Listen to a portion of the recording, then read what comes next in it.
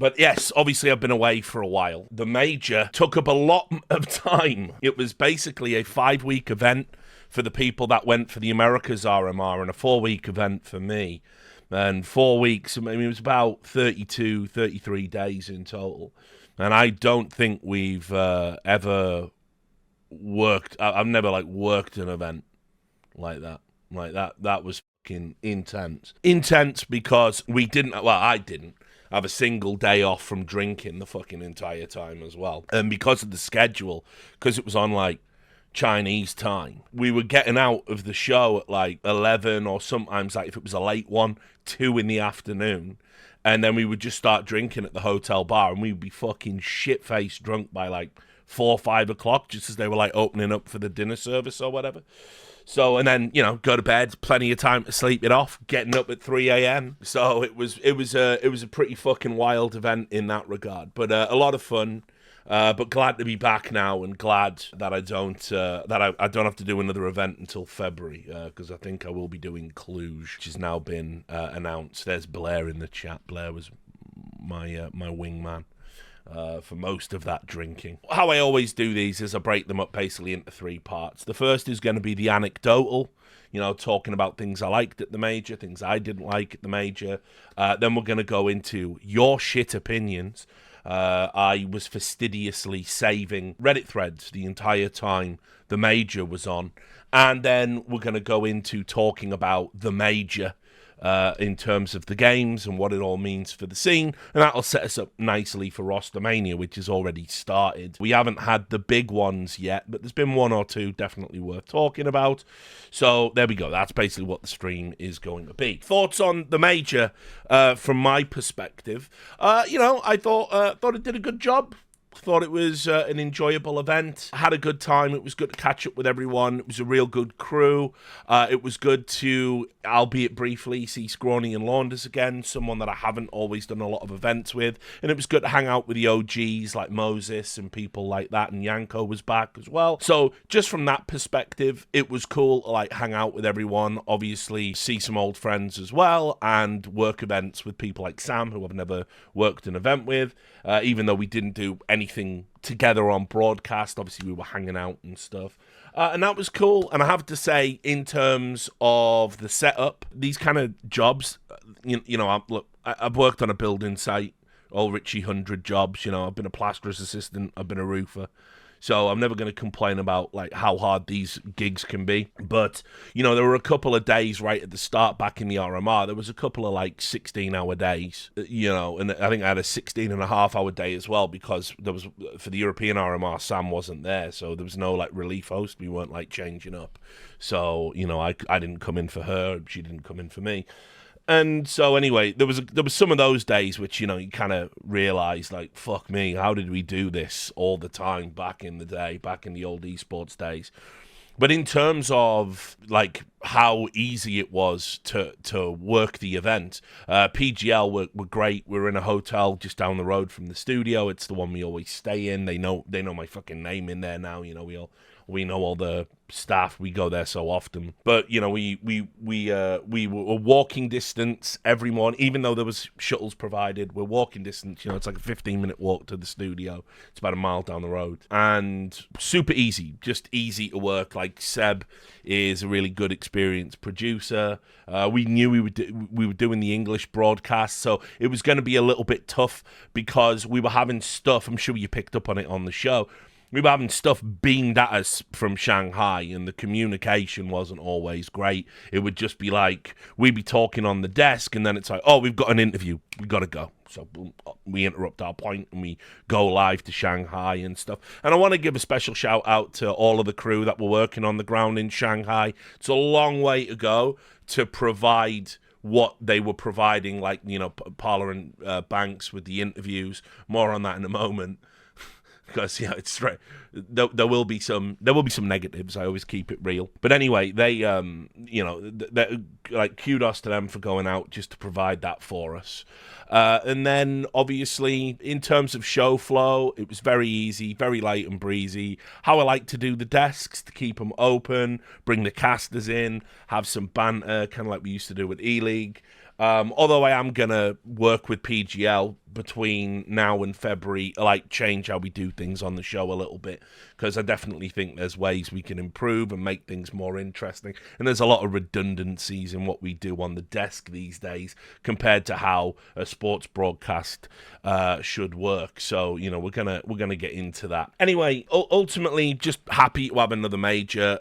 It was obviously a historic major in the sense that we've been wanting, well, I say we, Valve have been wanting to have a major in Asia for a long, long time, particularly China, obviously, where they do all of that business. So it was a historic major. It was a good one to work, even though I had to read pages and pages of garbage about how I'm actually a hypocrite now because I'm secretly working with the CCP by working an English-speaking broadcast in Romania for a Romanian company, which I just didn't really understand. Like, put it this way, if there's not enough level of abstraction there, then I could never work an esports event for Valve or any games development company because they sell their products with a partner, Perfect World, in China. So I would just have to never work in CS again, would I? So, you know, that's why it's a silly argument to make. But I did have to read that a lot, and no doubt I'll be reading that again. That's the new gotcha for Richard Lewis. So add that to the updated bingo cards for 2025. Hypocrite. You know, we've got Zionist on there still. We've got Globo Homo on there still. We've got Valve Shill on there still. But we now have to add as well that I'm a hypocrite and I'm working with the Chinese Communist Party. Anyway, for me, it's one of those where it's like, look, whatever the ups and downs of working in China, I have to say, first of all, it's one of those areas where, you know, I've always wanted us to go. I think it's like an untapped, sustainable market with passionate fans that actually spend money. And we know this from measuring the metrics. I remember when I had to accept an award, an esports award on behalf of Valve and give a speech. And one of the things I said in the speech was, you know, we are going to be making inroads into China very soon, and it's going to be positive for the scene. The only way is up for Counter-Strike. And then that was before COVID. So then COVID hit. There was obviously a ton of stuff that changed as a result of that. And basically, my understanding is Valve had wanted to have a major in China prior to all of this, prior to COVID, and then immediately after COVID, and we ended up with Stockholm instead. So yeah, it was just one of those where it's been a long time coming. And I have to say, I never want to hear excuses from Reddit or any other source ever again about crowds. I just never want to hear it. I never want to hear that, oh, you can't expect fans to cheer on for teams that they don't support or aren't local. Not only did the Chinese fans show that you can show reverence and respect to any opponents and enjoy the moments that they serve up in the arena, so to speak, you can also have respect and reverence to teams that knocked out your hometown heroes. So it just paints, obviously, the Brazilian nonsense, the Rio nonsense, in such a negative light. Not to mention, we had thousands of fans there on like a Thursday afternoon. Like, I mean, that's the other excuse people use. Oh, well, the timing's bad. And it's like, no. They just went out there. So I'll add that Perfect World showed their inexperience a little bit in terms of it took them too long into the tournament to address the crowd cheating issue. And what do I mean by that? You know my view on crowd cheating. I've always been pretty much open about it. When the crowd influences the game and ruins moments, I would just throw those fans out of the arena. I don't care if you brought a ticket. I don't want to hear as well, oh, but it's like at a football game. Okay, there are other sports. Like, you don't scream in a tennis match when people are trying to serve. Rugby fans generally have a rule that when someone's trying to take a kick, the whole stadium is silent, even whether or not you want that player to make that kick. Snooker is obviously very sound-based, the levels of concentration required, and you shouldn't influence the game by shouting and, you know, things like that. And that's the approach esports should have for me. But obviously we're past that now. We're never going to beat crowd cheating. It just seems we have to accept that fans are dickheads, and they're going to be dickheads everywhere in the world, and there's some fans that are just going to ruin shit. I mean, there was one moment on the stream where we were listening to it in the green room, and like we were just laughing because we couldn't believe it. There was like a girl on the stream shouting like, "It's A! It's A!" like at the top of her fucking voice. And we're just like, what the fuck is that? You know?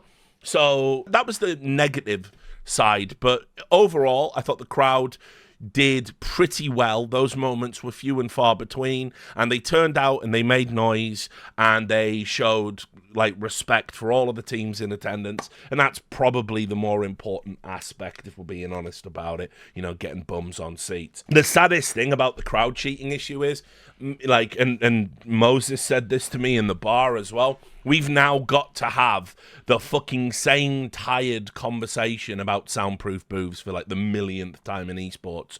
They don't work. There's no such thing. It's physically impossible. You would have to have the booth suspended in midair, right? And have the players teleport in and out of it. It cannot be done. I've been in those soundproof booths. You can hear that. You can still hear, and you can sense vibrations when people fucking get it. It's just a dumb convo, and the interactivity, the being able to view the players as they play, not having this like screen between them, I think that makes for a better experience. And I would never advocate for soundproof booths. I don't think they're good for the game, and honestly I think they're a bit of an anachronism. I think there was something we tried as an esports gimmick, and ultimately they just don't do anything. Like, I mean, yeah, it's like, I'm pretty sure I've even seen like players who've gone to TI say the soundproof booths like just don't work. So whatever. Anyway, overall, there was a few issues with like sound. I want to explain that to people because we had the whole PGL sound guy thing again, even though of course I'm old enough to remember when it was the NASL sound guy. But right, so anything that was happening, we're gonna have to get back to basics here, I think, guys. Right. Anything that was coming out of China was nothing to do with PGL. Perfect World were producing it in Shanghai, right? That was their show, essentially. And what they did for the English broadcast was give feeds. Now, those feeds could be audio. Those feeds could be visual. Those feeds could be combined. Whatever it was, that was what PGL had to show, and that's what we did. Now, anything that was happening like in the arena, like for instance, the sound balance with the crowd noise, PGL can't do anything about that. We're sat in fucking Bucharest. We cannot physically do anything. We can tell people like, oh, this would be good for the broadcast if you could do that for us. But also, the sound balancing was different for the feeds we were getting in Bucharest and what went out on the Asian stream. And there were many Reddit threads to this effect saying, oh, wow, have you listened to it? They've got the crowd noise on the Asian stream, but we don't have it on the English stream. This is a disgrace. PGL must never work them. And it's like, guys, PGL were taking the feeds they had and doing the best they could with the feeds they had. They can't physically go to China and make all of these changes and all of that stuff. It was just the fans again showed how fucking dumb they are with a lot of the critique this event. And so anyway, we even managed to get Perfect World to like tweak some stuff for us, specifically on the English language feed, and that worked very well. So in the end, I thought we got there. Now, all the crackling when we were talking in the studio, that's definitely on us. That's on us. And I can even tell you exactly what was going wrong. We were using what we call the Madonna mics, right? So if you've ever used these in your line of work, you know they are very delicate. So first of all, the mic is so fine. If you've got a beard, you're in for a bad time. Sometimes the crackle is stubble as you turn your head and you get this, right? That's our fault, but then again, that's the mic. So, maybe I have to just not move my head or whatever it might be. But anyway, so there's that. Then they're also wireless. And what happens is we don't sit in the studio between segments. We go into a thing called a green room, which is just a room talent sits in to be away from everybody else with snacks, not the player, but food, and drinks, not the player. There isn't a player called Drinks. There probably should be. And big screens to watch the game on. And that's what we do. We sit there, right, and we watch the game, and then as the game finishes, we walk back to the studio and we do it. Now, the problem with this is, if we do that, when we're sat down and we've got these wireless packs on our back, sometimes cables can pop out, get loose. Sometimes the packs can get pressed in a weird way or open, or a battery can hang out. Sometimes a wire can just break the filament inside and it becomes not very good. And all of these things are happening just with the wear and tear of sitting up, sitting down, the movements. Optimally, we could control it by not sitting down, standing up the whole day, not moving, and then there wouldn't be these problems, and certainly never taking them off. Which, without being too graphic, if you're doing a 16-hour day and you're rifling down your dinner in the breaks while you're watching the games, and you might have to take a shit at some point. Well, unfortunately, guys, you can't. You've got these packs. I mean, first of all, the producer will hear everything that comes out of the mic, so he doesn't need to hear you fucking strugsing and farting like, like gripping the fucking bowl trying to get a Chipotle squeezed out your ass. So, they don't need to hear that. So it's a courtesy thing to take the pack off. But then also as well, when you take the pack off and you put it back on, sometimes you might not put it back right because you're not a sound engineer. You're just a dude who wears a microphone and talks into it. So these were the problems. It was very often anything that happened on the desk definitely are bad, right? But anything that was coming out of Shanghai, nothing to do with us. Just FYI. But ultimately, those things are going to happen all the time on live production. I was watching a football game. Which one was it? It was definitely on Sky. Anyway, Gary Neville wore a jacket over his lav mic, and it was fucking crackling the whole segment. And that's Sky TV. Right? So, people get upset about it and do all the memes, but these things are going to happen in live TV production. And for me, as long as it's not the casters that are being affected, or the fucking, the game sounds, or you're not missing critical pieces of information, it doesn't really matter. So anyway, overall, I thought the mistakes were few and far between, particularly given the hours that the production team were working were fucking insane. Because if I'm coming off a 16-hour day, they're doing probably a 20-hour day conservatively, and then we got to get up and we got to do it again. So, just putting that out. The guys worked an insane schedule. We got some days off in between. Some people elected to go home. Some people elected to stay. I stayed in Bucharest the whole time, which, I was just chilling with the guys for some of the off days. We went out. We had a couple of good nights out, a couple of big nights out. Took a bit of a tumble one night out. Was walking, and fucking Maui Snake was behind me. We were coming out of a bar, and they had these things, these like metal grates on the floor to like stop people from slipping and tripping, but they weren't secured. And so fucking Maui like kicked it, and it went like this. It went, and it curved up in front of me just as I was taking a step. So like a fucking, like cattle, I got my hoof stuck into the grid and fell over. Fell without being able to bend my legs because I was stuck. Fell over. The metal prongs went into the back of my legs, burst the back of my leg. I've got like a huge like hole. It's a lump now, but I had a huge hole. It was like bleeding, right? Knee still fucked. First time I've had a grazed knee in about, since I was like 10. And so anyway, blood all down my jeans. Still just went out to the club. Fuck it.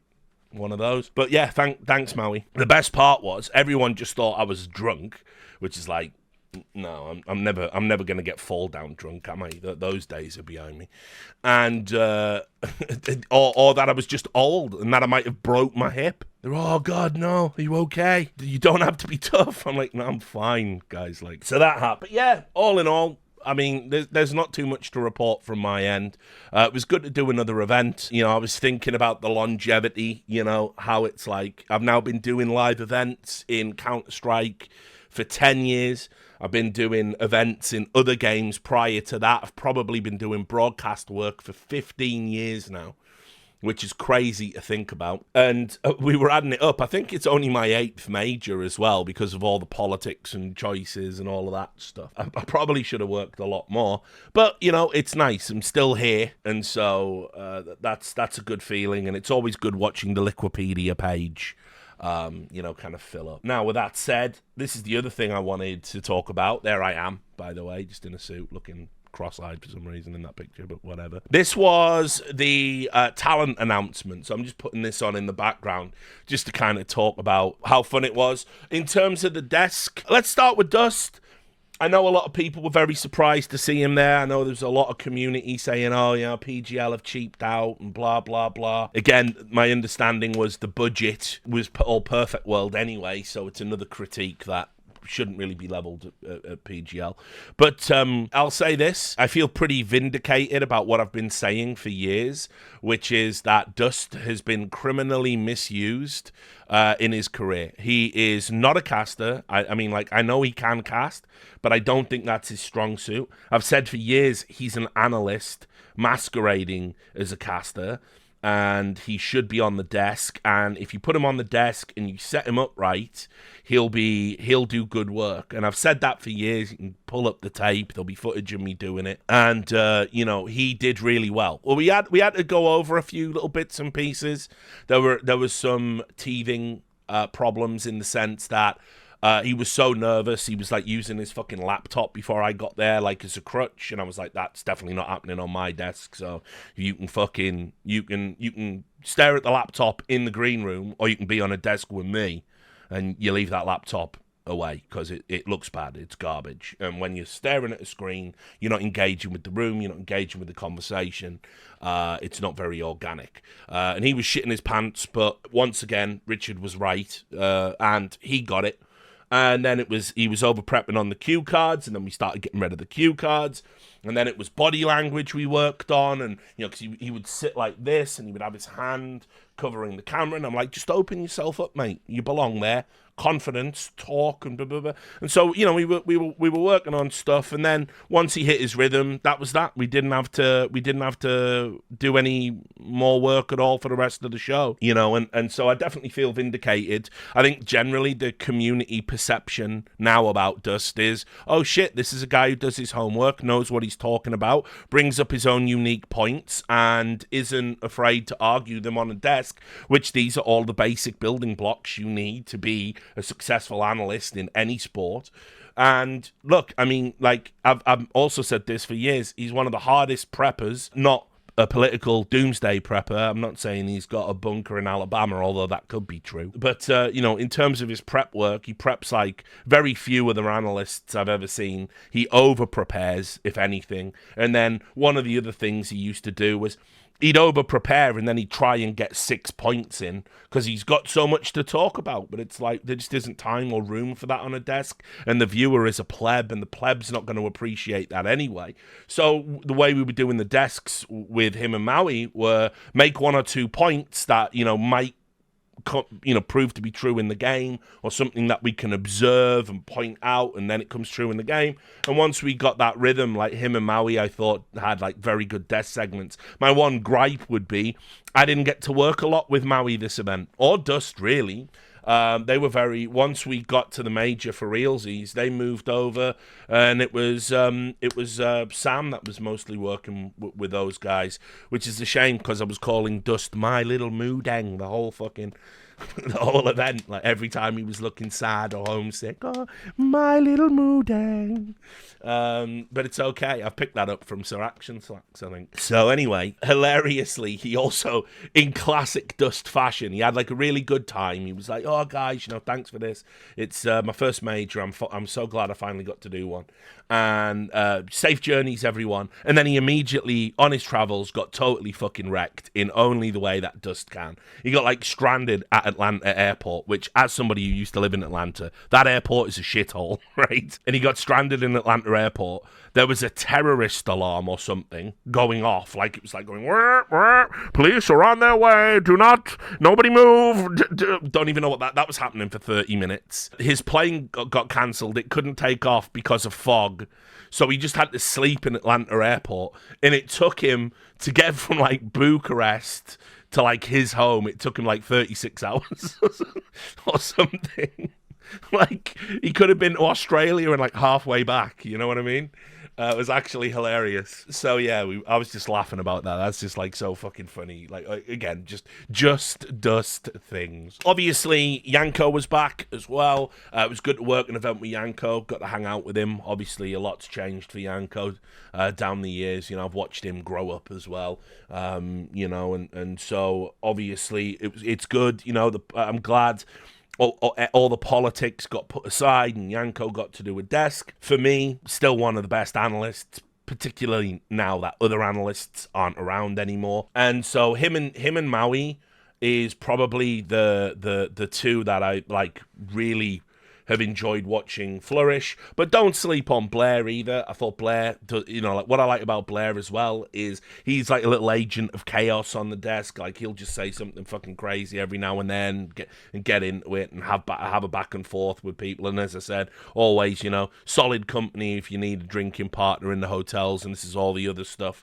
But I think overall for Yanko basically, you know, showed to everyone, like, this is why you need Yanko. He made some very good points, strong points. He was brutally honest about G2. We put him on a lot for the G2 games, leveraging his coaching experience. We got good insight about FaZe and their run. So it was pretty good, all told. I know a lot of people didn't think the desk was going to be all that and a bag of potato chips, as the kids say. Shout out to Mike's to class at one time. But I thought everyone did a good job. I also want to add that we had a pretty good cross-section of commentators. I finally got to talk to Vince for the first time since we stopped talking because of all of the fucking No Majors Club stuff. So we've smoothed that over. And obviously always good to see Jackie there, even though they weren't doing the majors, the for real reels. But, you know, whatever. Launders and Scrawny, as I said, I didn't get to see them as much as I would have liked because they were obviously flying out to China. And I do want to give props to both PGL and Perfect World for having people fly out to China, because the original plan, if you recall, was we weren't going to do that. We were going to have all casting done in the studio. And obviously you do lose something when you do it that way. So it was very good of them to come to some agreement, to get the guys out there, to cast in the arena. And I thought there was some excellent commentary that was done out there. It was a shame that it could only be Chad and Alex and Mohan and Connor. It would have been better if everyone could have gone, but obviously that's not realistic in that sense, you know. So obviously as well, you know, Moses and Dinko, a relatively new pairing, and Moses has done lots of stuff where he's like, again, the problem with being the Swiss Army knife of esports is you get put everywhere as and when. He's doing a lot more work now on like Talking Counter and the ESL Pro League project. So, you know, this is obviously still part of their development and feeling each other out. I know Dinko I probably shouldn't say this, so apologies, Adam. He was a little bit down on himself, I thought, at the end. I think he felt like he had maybe not got some of the moments. Because if you remember, he had like the mega donk clutch, I think it was. Obviously, no one was expecting that to happen.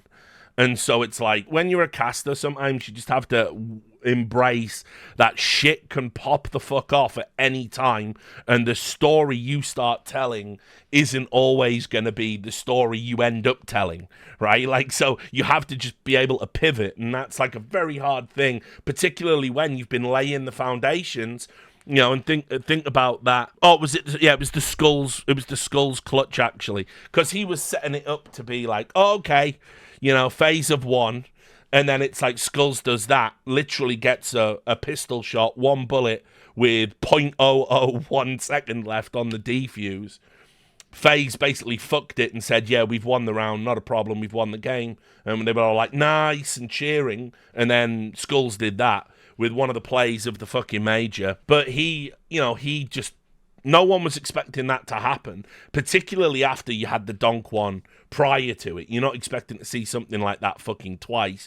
So I know he feels a bit down on himself. There was a lot of like hateful, you know, comments on Reddit. And listen, spoiler, we read those things about ourselves. Of course we do. So yeah, it's one of those. But I thought overall, I think Dinko really showed a lot of growth at this event, and he's like really grown to enjoy his commentary, and I think Dinko's definitely one of those guys that, like, you know, watch this space, because in the same way people used to sleep on like Harry and Hugo back in the day when ESL were keeping them on the fucking subs bench and not letting them go fucking ham and do the things that they do, which now everyone really appreciates, and obviously have had some of the best casts of the last few years. You know, Dinko's going to get there too, for sure. So just keep an eye out for him. I think he's a natural talent, and he's going to go very far. But yeah, he was a little bit down on himself coming out of the major, which is never nice to see, because obviously, you know, you should enjoy these things. These are the best of times. But yeah, nothing really more to add. Maybe except just to point out as well, because I know DDK, Dan, did a breakdown on it. Dan. He did. Our friend Dan. He did a breakdown on it of the round that they were commentating. It was Alex and Chad. And obviously, this is illustrative of the point I'm making about Adam, and that is that, you know, there was that round where fucking FaZe were like fucking, it was done, it was toast, and then they just fucking went off and got themselves, you know, jumping fucking no scopes and one bullets and everything like that. And it's just one of those where it's like, it's so fucking insane to imagine like a 2v4 could go like that, a 2v4 from that position on that map. Again, that 2v4 was one of the most insane moments probably in major history, just being honest. Like, that round is so insane to win that as a percentage play. And so you saw in the moment there how you have to pivot, you know, because it's like, I know from how Alex casts and how Chad casts, having listened to them, you know, thousands of times or whatever it is by now, right? I know that was, oh, right, the fat lady is warming up her vocal cords,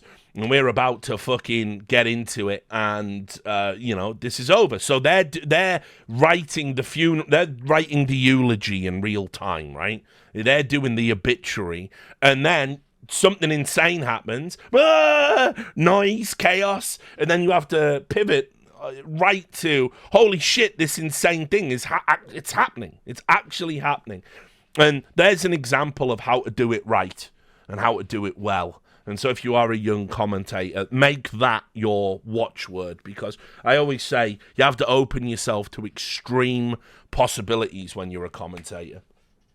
Because anything can happen in Counter-Strike. It's as simple as that. You think you've seen everything, and then you haven't.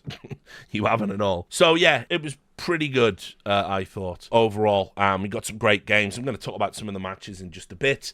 What else? Okay, let me obviously get Sam out the way as well. I mean, what can you say? We've got another great host. I'm sure she must be livid that this old bastard won't just go away. One of the few people, it seems to me, I can get away with just being old and bald and fat and still get picked up for broadcast work, and people go, oh, he's got a bit of gravitas about him. Okay, well, fuck it, I'll take it.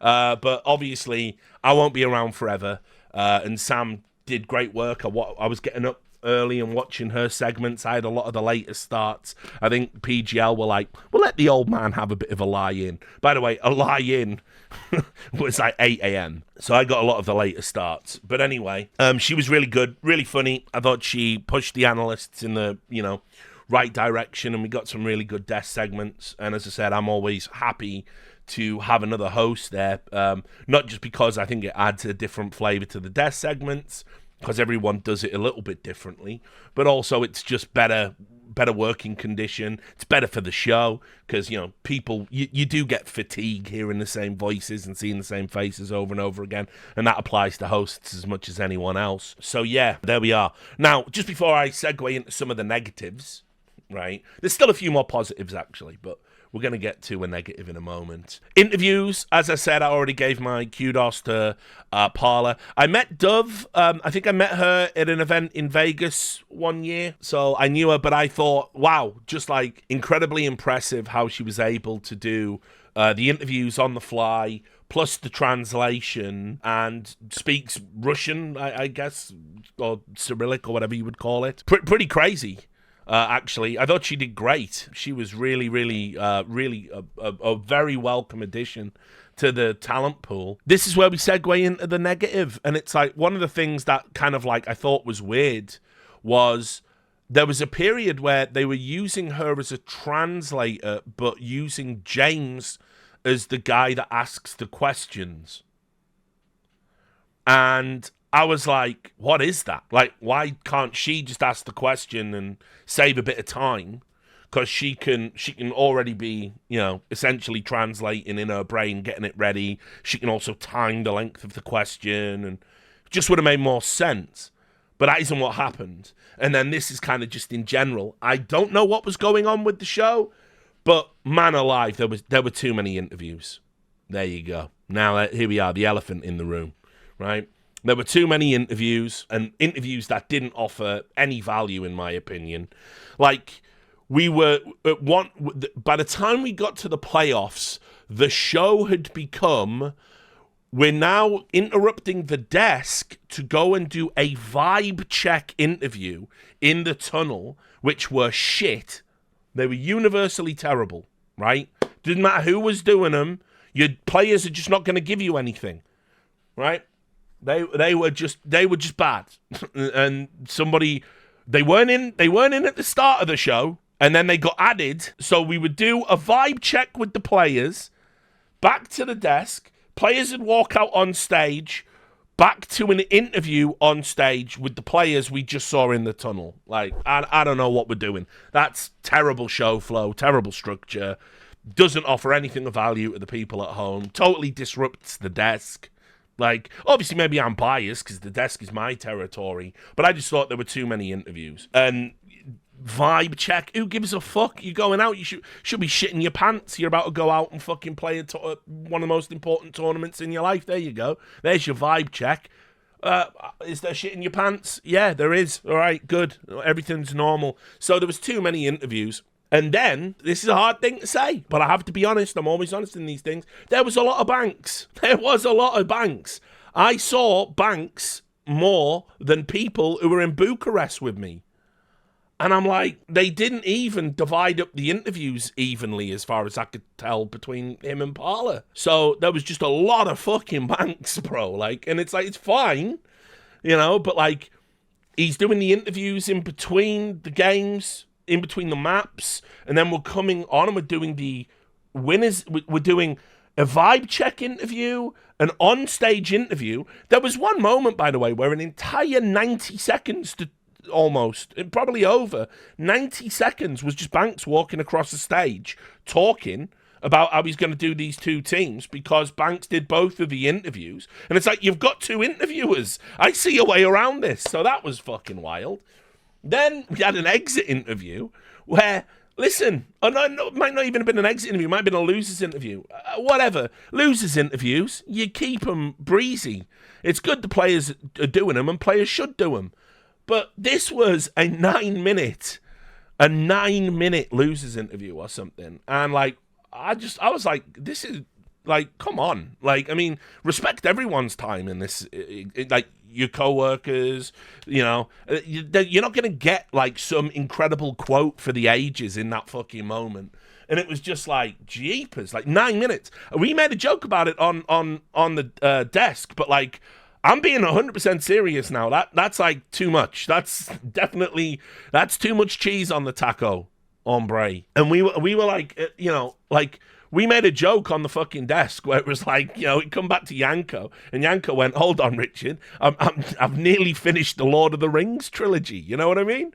And it's like, yeah, that was fucking wild. But there was like a lot of fucking just really long interviews that just didn't need to be that long, and I don't think offered a lot. Like, I also thought, some directions of questions weren't great. I don't know how I feel about the Shuei Jim Fat question on stage. I don't know how I feel about that. Is it good? Is it bad? Could it have been worded better? Yeah. But just being honest about it, that was just a lot of interviews. And like I say, it wasn't that the interviews were additional. It was, in which case you can't complain, about having too much. It was that they were at the expense of other content and other people having more time on air. So that felt a bit weird. That was probably the biggest criticism I had of the show overall. I love the opening ceremony on finals day, where it was just a jazz quartet. And I was like, this is great, actually. This is exactly what I want out of my esports. A fucking jazz quartet, right? Of just these... And it was perfect as well, because they looked like Chinese jazz musicians would look like. Do you know what I mean? They're just there. They're just in their 50s. They've been doing it for decades. Smoky jazz bars. That was fucking great. And we didn't know what it was going to be on the desk. So when I heard, like, the fucking, whatever that was, a bassoon, or I don't even know. Not good with instruments. But anyway, it was just like fucking... When that just started, I was like, this is fucking great. And it was like intersplicing it with screens of like bedecked with like Chinese history with like the lyrics of what the jazz song would have been if there'd been anyone singing. It was great. More of that. Because that just made all the Zoomers kind of go like, where's my skibbity toilet? And it turns out in Fortnite. But no, that was great. More of that, please. I thought that was great. I thought overall, the stage was magnificent. I thought it was one of the best stages we've ever had at a major. It just looked so good. All of the choice of camera shots and everything. The player walkouts were pretty good. You know, we don't always do a lot of those. And when we do, we don't necessarily do them well. But... perfect for the occasion. Thought that was really good. Good opportunity for all of the fans to get engaged. And yeah, overall, the actual stage show was brilliant. I thought it was really, really good. It looked really, really good. Crowd shots, excellent. Packed out crowd, like 12,000 people or whatever it was. Very happy with all of that. Oh, yeah, we can do another negative. Fuck me. I don't think I've seen a worst post-game segment in all of esports history than what happened after Spirit won. I am just gonna fucking put this out there, guys. Please stop giving microphones to Team Spirit. Let's not, eh? Let's just all agree that we're not going to do that again. Because it's bad enough that we had to put up with all the stupid fucking interviews with Magix, right? The entire fucking time. Who literally, I've never heard of anyone saving skill for the fucking major finals. You know, maybe saving a strat. Just played like ass. And then, yeah, I'm just going to have a life series. See ya. Just going to be the reason we fucking win the trophy, actually. But so him having all of that like fucking ridiculous, stupid shtick of like not asking the questions. By the way, Magix was the guy who fucked over Dinko, if you remember. Remember when Reddit hated Dinko as an interviewer because he lacks empathy? Magix did that to him. Just get these cunts some fucking media training, guys. Like, it's super easy. You just have to say the same fucking things. How does it feel? You're going to get asked the same questions. How does it feel? Obviously, we're super happy. This is like a dream come true. This is what I always wanted to do since I became professional. It doesn't matter if you think the question is stupid. It is. It doesn't matter if, you know, what else you want to say. If you want to scream, I love you, Overdrive. Like, just say the fucking bullshit and fuck off with your money and your trophy. This is the covenant. This is the contract. This is the social contract of what it is to be in sports. You say the platitudes and then you go away. The whole thing was just ridiculous. Like, even Donk. Like, how does it feel to be like the MVP? Don't care. I don't care.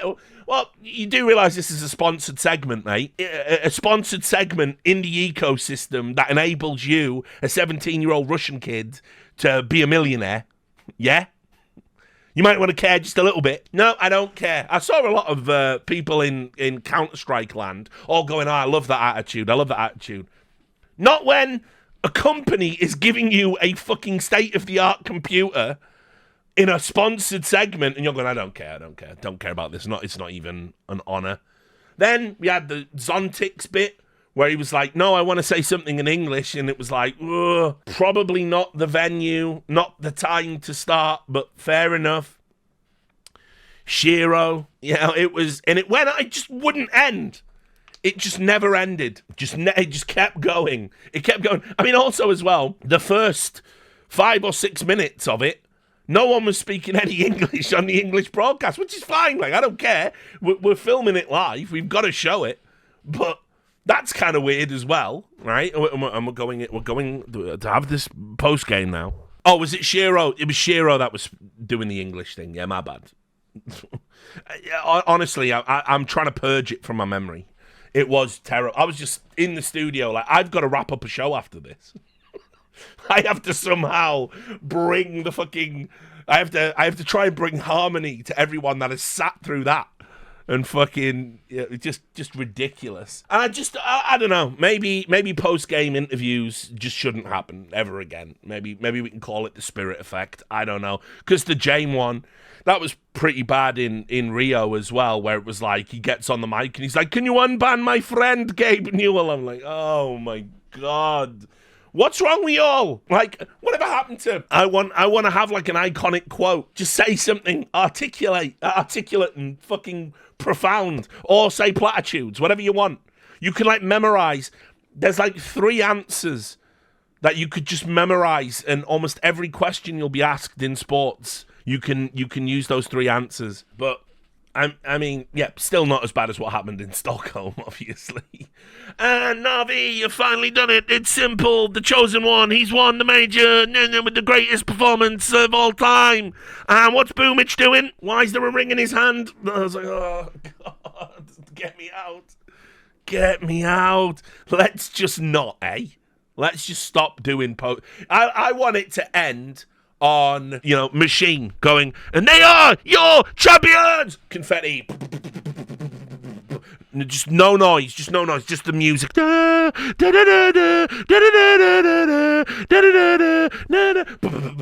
Shh. Close up. And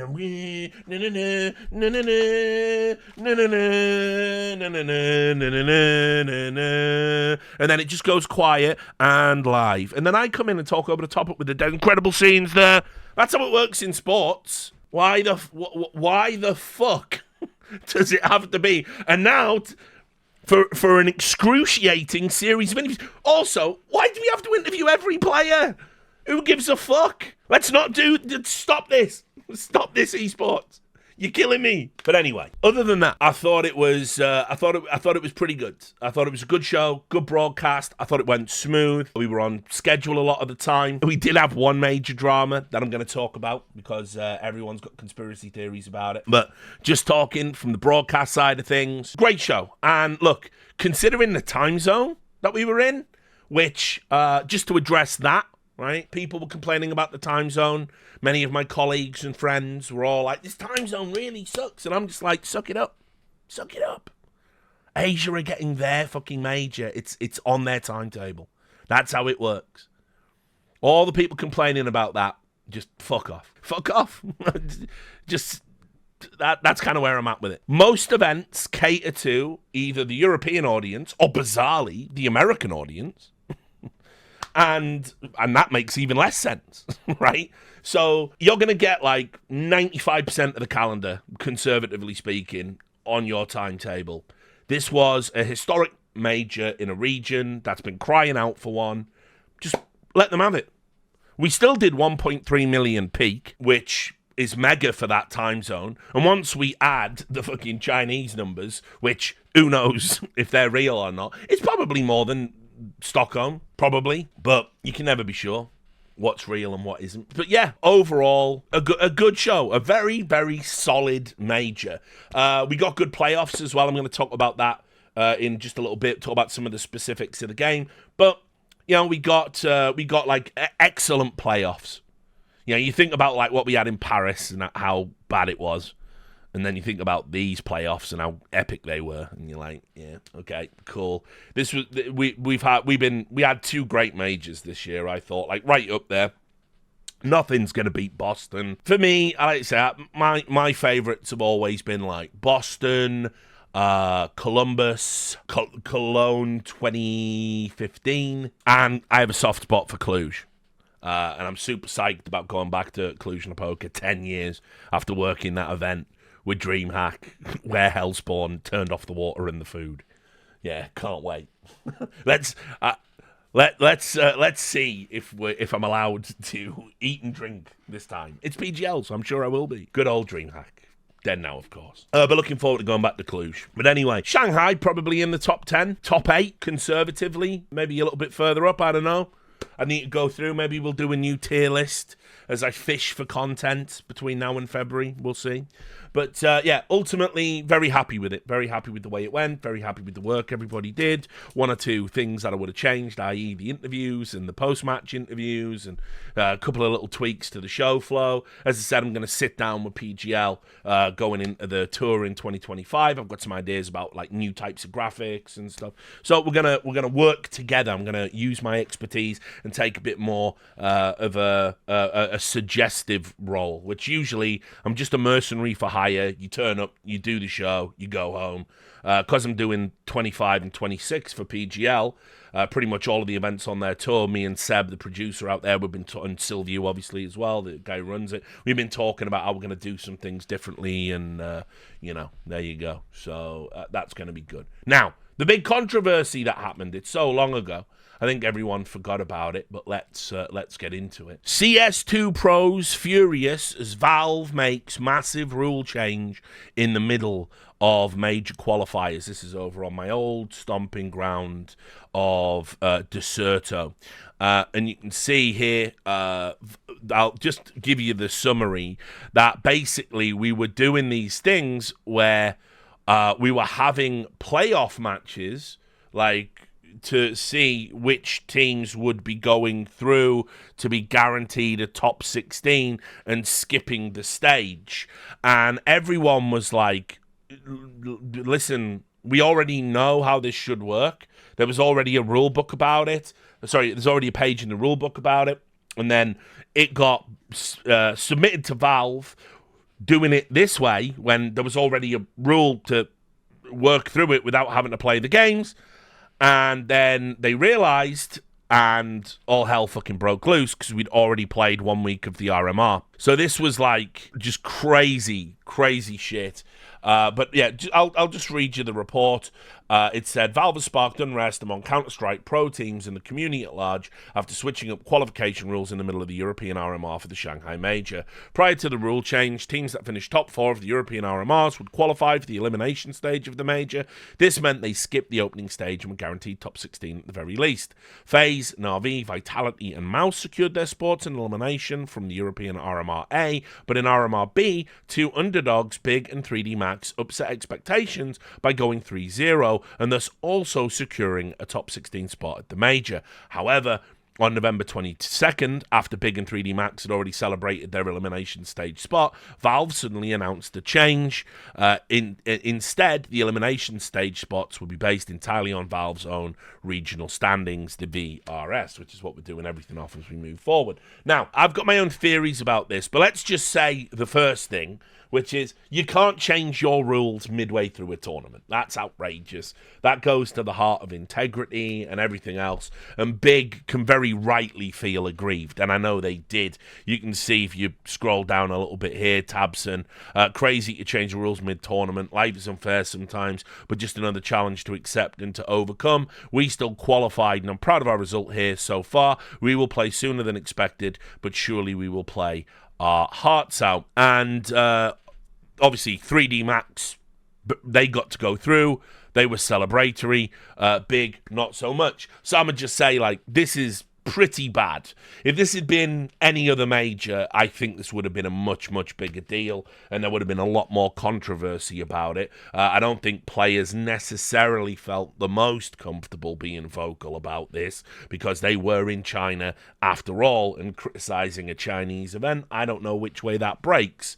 But for me, it seems pretty wild that this could happen at a major of all events. I mean, if this happens at any tournament, that would be bad and shouldn't happen. And it was it was an embarrassment. The one thing that I do fucking want to add as well, Valve actually came out and kind of like jumped on it. They usually don't do this.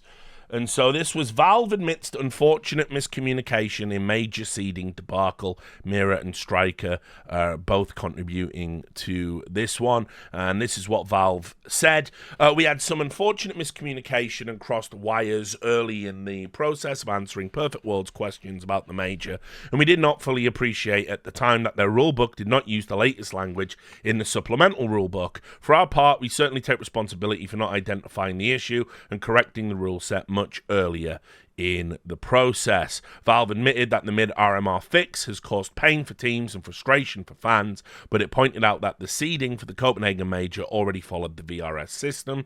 We shifted the seeding teams by the VRS in Copenhagen specifically to address criticisms of the Paris Major and events that had preceded it. So we opted to trade some frustration now with having better matchups at the major. Now, again, this obviously drove a lot of people crazy. My working theory is if this isn't a Chinese major, if this isn't a Perfect World major, so for additional context, Perfect World are the company that essentially market Valve's games in China. And Valve, obviously, they have their own version of Steam in China with like 60 games on it. And so they obviously want to keep doing business. I couldn't see Valve doing this in any other set of circumstances. Usually, you're running the tournament, it's your bad when these things happen. Now, I could be wrong on that. It could just be genuinely Valve wanted to own up and take responsibility because it was genuinely their mistake. I'm also going to say, if you're running a tournament and Valve have told you these are the rules you have to use, you then submit other rules. I don't know if it is Valve's bad, honestly. I think Perfect World might have dropped the ball on it. They don't seem to think so. Valve don't seem to say so. But to me, there was something just off and weird about this. And when this happened, we were all just like, for fuck's sake. You know, the event was going well. There hadn't been any big dramas. There hadn't been any big controversies. But yeah, it turns out that this went down and people didn't like it. And I did feel very sorry for Big.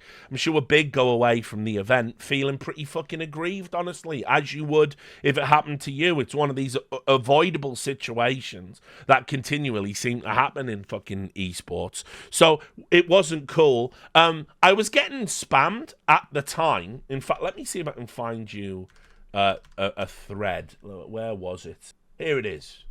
Right? Isn't he the most vocal guy when it comes to competitive integrity in esports? Has he said anything about the situation? Well, yeah, I did. But guess what? Perfect World are in Shanghai. I'm not working for Perfect World. I'm not talking to anyone from Perfect World. I'm working for PGL doing an English broadcast in Bucharest. And even then I was like, probably bad. Probably you're going to have to come out and do some messaging around this. Any of my suggestions were moot the moment Valve came out and just said, yeah, we fucked up. Our bad. Show must go on. Right? But there was just tons of this. Mr. Morals will wait till after the major to say anything because he's working at a Valve official event. Wouldn't make any difference, by the way. But, I mean, I could have done a tweet. What benefit does that do? Absolutely nothing. Doesn't change the situation. It's not one of these things you have to put your foot down and storm out of the event about. You know, but fair enough. An argument there. I was a gigantic twat. There were people DMing me as if it was my fault again. I'm also the most... Richard, I can't handle opinions different than mine, Lewis. And I bet he will somehow find and block my Twitter. I don't even know who this guy is. Just mental illness, of course, on display. At least give him a couple of days. Maybe he'll address it in his streams. This is the first stream. This is me addressing it. The same guy was about to kick off a YouTube series about cheating in CSGO 5 years ago with Semphis and Thorin, but suddenly without any explanation put the project to a halt. Integrity is not something he prioritizes. I don't recall that content. I think we were going to do an episode where we talked about cheating and then we just never got round to recording it. Don't think we were starting our own YouTube series. That's news to me. There aren't anything he can do about it. He's usually a couple of days late because he likes to get the full story. I mean, again, the full story is the rules were wrong and then they changed them to the right rules instead of using the wrong rules midway through the tournament and it negatively impacted on Big. There it is. The guy is a certified Valve shill. No way he's going to address it. I'm addressing it. I'm also the journalist that's probably been the most critical of Valve out of any journalist that has covered esports. literally just in last year's Gonzo Awards, gave them a negative award for how they've handled the development and communications around CS2, and said that they essentially launched a beta product. I don't know. Don't really know. Not a lot of facts when it comes to these things. There was also a Reddit thread where it was just, not a single talent working the major has tweeted an opinion on the rule change. Is PGL, Perfect World, or Valve preventing their talent from voicing their opinion? Well, so first of all, no, nobody told us not to say anything about it. That objectively didn't happen from the PGL side. We weren't told that on the broadcast. I certainly wasn't. Don't know if anyone else was. It kind of would be silly not to tell me not to say anything if you were going to do it, me being the typically outspoken person. So no, but also the players were talking about it, and it was the players that were affected. It was a player dialogue. So what do we add if we join in? You know, Big were complaining about it. Twists complained about it. There was a few other players complaining about it. Just seems strange. You better believe Lewis is going to tear them apart when he's back home. I mean, I'm not going to tear them apart. That was a fuck-up between Perfect World and Valve are taking responsibility for it. But certainly it takes two to tango. That's that. You know, it's academic, really. Dust has criticised it, so there you go. That puts that theory to bed. I mean, also as well, we were in bed by like 9, 10 o'clock at night. And that was a late night. That was like a late night for us. So, you know, I don't know what. I mean, like, we literally slept through some of the stuff that happened because we just had to. You want another James Too Good Harding moment? I mean, they couldn't have fired. Perfect World probably, I would like to think, couldn't fire me from Shanghai on a PGL show. I don't think I would have been in any risk. Don't think anyone would have been. Talent aren't going to ruin their chances by getting mouthy. I mean, again, people did get mouthy. Welcome to the media of late-stage capitalism, where media people can get silence, but everyone will forget about it in a couple of days. Again, it didn't happen. It's this one. They probably don't care. Well, we do. So that was just weird. Just weird drama that we found ourselves in. And obviously, nothing we could do, nothing we could say would have changed anything. Once Valve basically take ownership, that's that. Essentially, it's like, well, there was a fuck up. It was our fuck up, and that's the end of the discussion. So, right. Oh, I also thought this was hilarious, just to show the kind of slimy shit that's going to be going on in 2025. Blaster and news source now, apparently. So Blast, who of course running the next major, they put a post about how, I mean, the premise is this major bad. This one in Shanghai. And it was like, look, outrage as major rule change affects underdog team. They're hitting all the notes on that one, right? Rule changes hurt underdogs. They repeat it. They show, you know, some of the disappointment, right? When did Blast start doing news posts? I don't know. Is this like a thing that they do? No author, of course. It just seems a bit weird. Like, you know, I didn't see PGL posting, like, about, you know, your fucking trophy in Paris, which looked like a fucking butt plug. Didn't see that. But whatever. Guess we're all mature adults working in a mature space for mature adult. Right. So I think that sort of brings us to the midway point.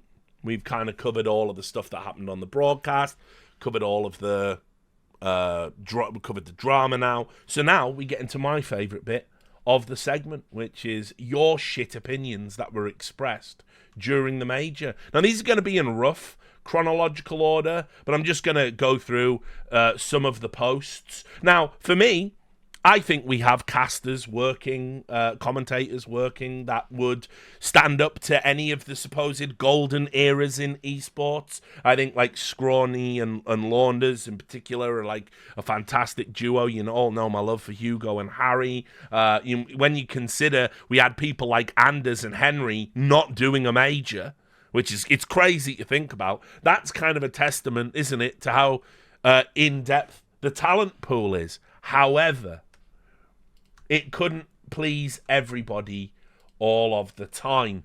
And so there was this this thread cropped up, which I couldn't help but notice. Is the state of casting acceptable? We should see a similar rise in the level of casters as we've seen in the level of the average pro over the last few years. That's the theory. Anyway, this was by Office Stallion. In the last few years, we have seen the bar raise significantly in terms of the level required to be a CS pro or coach. As more money is being offered by more organizations, the pool of people that consider being a pro as a viable option has grown significantly, leading to this rise in expectations at the pro level. Thus, we viewers get to see and hold players to a higher standard of play. Alongside the growth in the pool of players, which has led to better pros in the T1 scene, it is not unreasonable to expect that there has been similar growth in the group of people that want to be and have the skills to be a caster or desk person, so we should also expect more from these people. However, we still have the same frankly elementary level of analysis from our casters, and though it may seem harsh, I think this is unacceptable. Now, just to break down those points, one of the things about broadcast, being a broadcast talent, being a commentator, is it straddles two worlds, right? If you want to be broadcast talent, you're in two worlds because you have to understand the game. And I know plebs like to pretend they're all fucking experts and their opinions are sacrosanct and anything a broadcast talent says is bad and they don't understand the game, right? That is the actual majority opinion, but that just underlines how fucking dumb the average esports fan is. Because why would you, someone that doesn't work in the industry, has no vested interest in it, beyond me like shooty bang bang game, and me like to play? It give me dopamine. That's the level you're operating on, yet you believe you're a savant genius for understanding the game. Meanwhile, broadcast talent will have to watch hours and hours and hours, hundreds, thousands of hours of professional play, then commentate on it and tell the stories. They don't understand the game.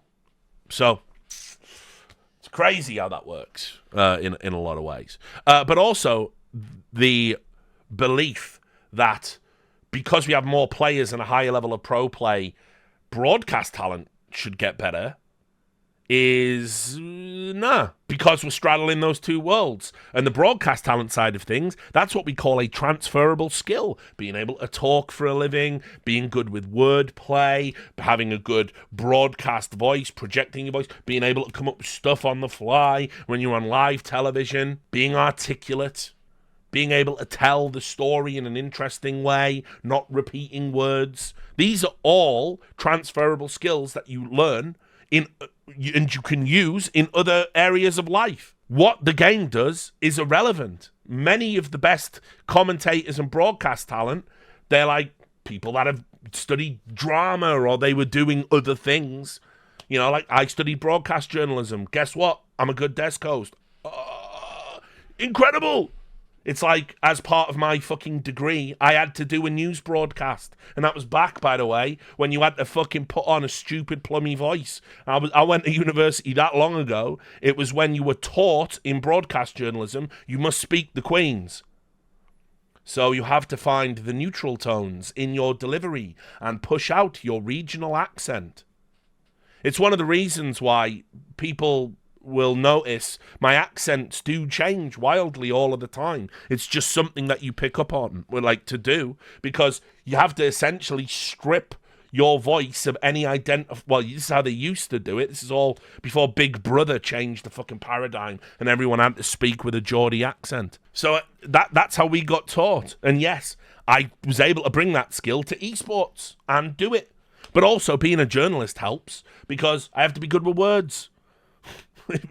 Have to be. Although, again, according to the fucking Autismos on the Destiny subreddit, if I don't use a particular if I don't use the Oxford comma, it means I can't write. So, despite the many years being a professional writer. But whatever. Anyway, so the premise is faulty. Watching Falcons versus Saw right now, it struck me how basic the analysis is. Not just because the casters lack the necessary depth of understanding of the game. Also, the only question you ever ask anyone like this is, how is your understanding more advanced than theirs to the point you not only understand the game better, but you understand how they do their job better? Weird how you never flip the logic, isn't it? That's fucking appropriate. Right?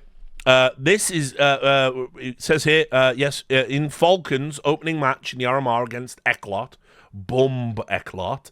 Vince quotes their HLTV last 3-month average ratings to make the argument simple as the only real fragger on the team based on a steep drop-off in rating after him when we sort the players by this statistic. Really? This is the analysis from what should be the highest level of casting? This is Vince, by the way, he's talking about. Vince, notorious play-by-play hype guy. Shouldn't even really be doing any colour. The same sentiments at the end of rounds from 2015. Oh, X team really got overwhelmed there. It felt the players on Y team were not on the same page that round. Similarly, trivial comments about team's economy every single round. All these things could easily be observed by a 12-year-old watching the game. Now, also, you do know, right, that just because I can see something happening doesn't mean I have to explain it in detail. Because the problem with the game is it's still going on. So it's not my job to essentially stop telling the story of the game to get into, oh, this really cool thing happened, right? Okay, and I know it's round 9 and we're going in like, you know, it happened at the end of round 8 and we're in round 9 and this is a super critical round. But what they did here with this utility, and I can't access a replay machine right now, but you're just going to have to, just let me draw you this picture real quick. So the way that they threw this smoke onto mid, and then they also smoked off long, and then they put flashes over here, and this is how they sold the fake. The round, meanwhile, plays out, has happened, and I'm now playing catch-up for the rest of the fucking cast. You understand? Tempo is more important than detail, you fucking moron. It's not as if much high-level analysis on the fly is impossible. This is clear from, e.g., Elijah's YouTube videos, where he is watching a demo and making very interesting commentary in real time. The community loves it when there are pros on the casting desk. So, okay, is Elijah doing any commentary, is he? Is he doing play-by-play? Or is he just saying, and in this round, this happened, and this is why it's cool? And also, I'll even pause the demo here to elaborate on my point. You can't see how these two things are different to a live sport. Obviously, they are not capable of the wordplay and do not have a sense for dead air and entertainment like other casters, but it works well when they are paired with 1 to 2 others that do have these skills. Yeah, brilliant. So basically, what a commentator's job should be is to prop up all the deficiencies of a pro player so they can come out with 1 or 2 observations of high-level play and get all of the plaudits. And that's how a broadcast should work now. It's not like, you know, we do everything for fucking players as is. They now have to invade the commentary space. And we must suppress our own talents and, indeed, how commentary works. So you can hear Elise say, this is why this flashbang's really good, guys. It doesn't even have to be a pro or an ex-pro. I am confident there are people out there that strike a much better balance between casting ability and level of understanding of the game. They are just not getting the opportunities because the pool of working casters has been allowed to become an exclusive club with the same names we have been seeing for years. The Old Boys Club is back at it again. It is beginning to feel lazy, and I don't think we as a community should be satisfied. This is a dream job for many of us, and it's tough to see people filling these roles, not because they necessarily deserve it, but because they were doing it 7 years ago. Thanks for reading. Here's a question for your office stallion, you fucking dickhead. Why aren't you coming and taking their job? You can do it, right? There's no, or does the shadowy Orwellian old boys club prevent you from doing exactly what Scrawny did? By the way, Scrawny literally is the example that proves you are a moron. Because Scrawny recorded his own voice over his own gameplay, uploaded it to Reddit, and is now one of the best casters in the world in any esport. There was no old boy club helping him. And given how talented he is, fucking hell, he's making us look bad. Why didn't we all suppress him? There was only one person who tried to suppress him, and it was me. And I wasn't doing it because I'm in an all-boys club. I'm doing it because I'm an old grumpy bastard in a club of 1. And it was totally unacceptable and out of pocket that I did that. Just a miserable old prick, trying not to be like that guy anymore, you know? Anyway, it's also outrageous because Vince, once again, catching strays for no reason. I swear to God, Vince, don't ever move to Chicago. Because you're just always in the wrong place at the wrong fucking time somehow. Don't go there. Whatever you do. And then, also, a notorious hype play-by-play caster who's been doing it and honing his craft for nearly 2 decades, getting compared to the best player, arguably the best player NA has ever produced, doing YouTube videos. How do you win? So Vince replied with, first off, I'm a play-by-play caster. I'm not an analyst, nor have I ever pretended to be or call myself one. I've had a career spanning nearly 20 years. In all of that time, I've been a play-by-play caster, not an analyst. My job isn't to be an analytical mastermind. Now, you have every right to think my casting is bad or not to your taste. Different strokes for different folks and all that, not a problem. There's a vast difference between play-by-play and colour casting or a straight-up analyst. Additionally, in my experience, people say they want deep, in-depth analysis, but when it's offered, they don't watch. Correct. Vince is right. Most people watching are looking for a more casual experience. I want you to think now of all the great casting calls that we've had in CS. Were they A, analytical, or B, hype as fuck? Which one? It's always the hype calls. It elevates the moment. One criticism I've seen over mine and Jackie's duo is our lack of analysis, which I think is fair. We're both play-by-play casters trying to find our way. The beautiful thing about casting is it's incredibly subjective. What you think is garbage, others love, and vice versa. Secondly, the notion, he's dropped to Joe Biden, the idea that we lack the necessary depth of understanding of the game, but also lack of effort on their part, is frankly ridiculous. We've played, watched, casted countless hours of the game on the lead up to the RMRs. I don't know about others, but I put a lot of time into watching demos, looking at stats and figures on the teams in question for the Americas RMRs and the EU A and B RMRs. You're basing this off a cherry-picked example that you didn't agree with, which I fully stand by. Case in point, look at the Saw versus Falcons game, or go back and watch any of the Falcons games since Simple joined or before. They did lack firepower. It's been a consistent problem for them. One player pops off, the rest don't, or no one does, and they get dumpstered. You can disagree with me if you want, but to suggest I therefore know nothing about the game is absurd. Many TOs and fellow colleagues would disagree, and their opinion is a lot more informed than yours is. Get him, Vince. Finally, they're just not getting the opportunities because the pool of working casters has been allowed to become an exclusive club with the same names we've been seeing for years. It's beginning to feel lazy. This ironically shows the same level of lack of research and understanding of the topics you accuse me of. You are clueless. I'm part of an exclusive club that casts everything for years. I haven't casted an ESL top event since 2021, and that was a B stream. Until earlier this year, I hadn't worked a Blast top event since 2017. Quite literally their first ever in Copenhagen. And I was on the C stream. I was mainly hired by DreamHack, which is sorely missed, and stopped running top events in 2021. I am very grateful for my career and the incredible opportunities I have been given, but you are talking straight out yo ass. Your lily white ass. Right, so there you go. Vince has dumpstered him.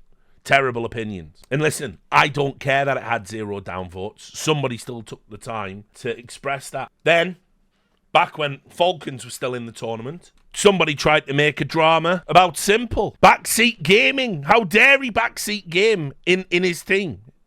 AK. Middle wall. Kitchen one. Simple hasn't changed a bit. Backseat game. One inside. No. Later. No, yeah.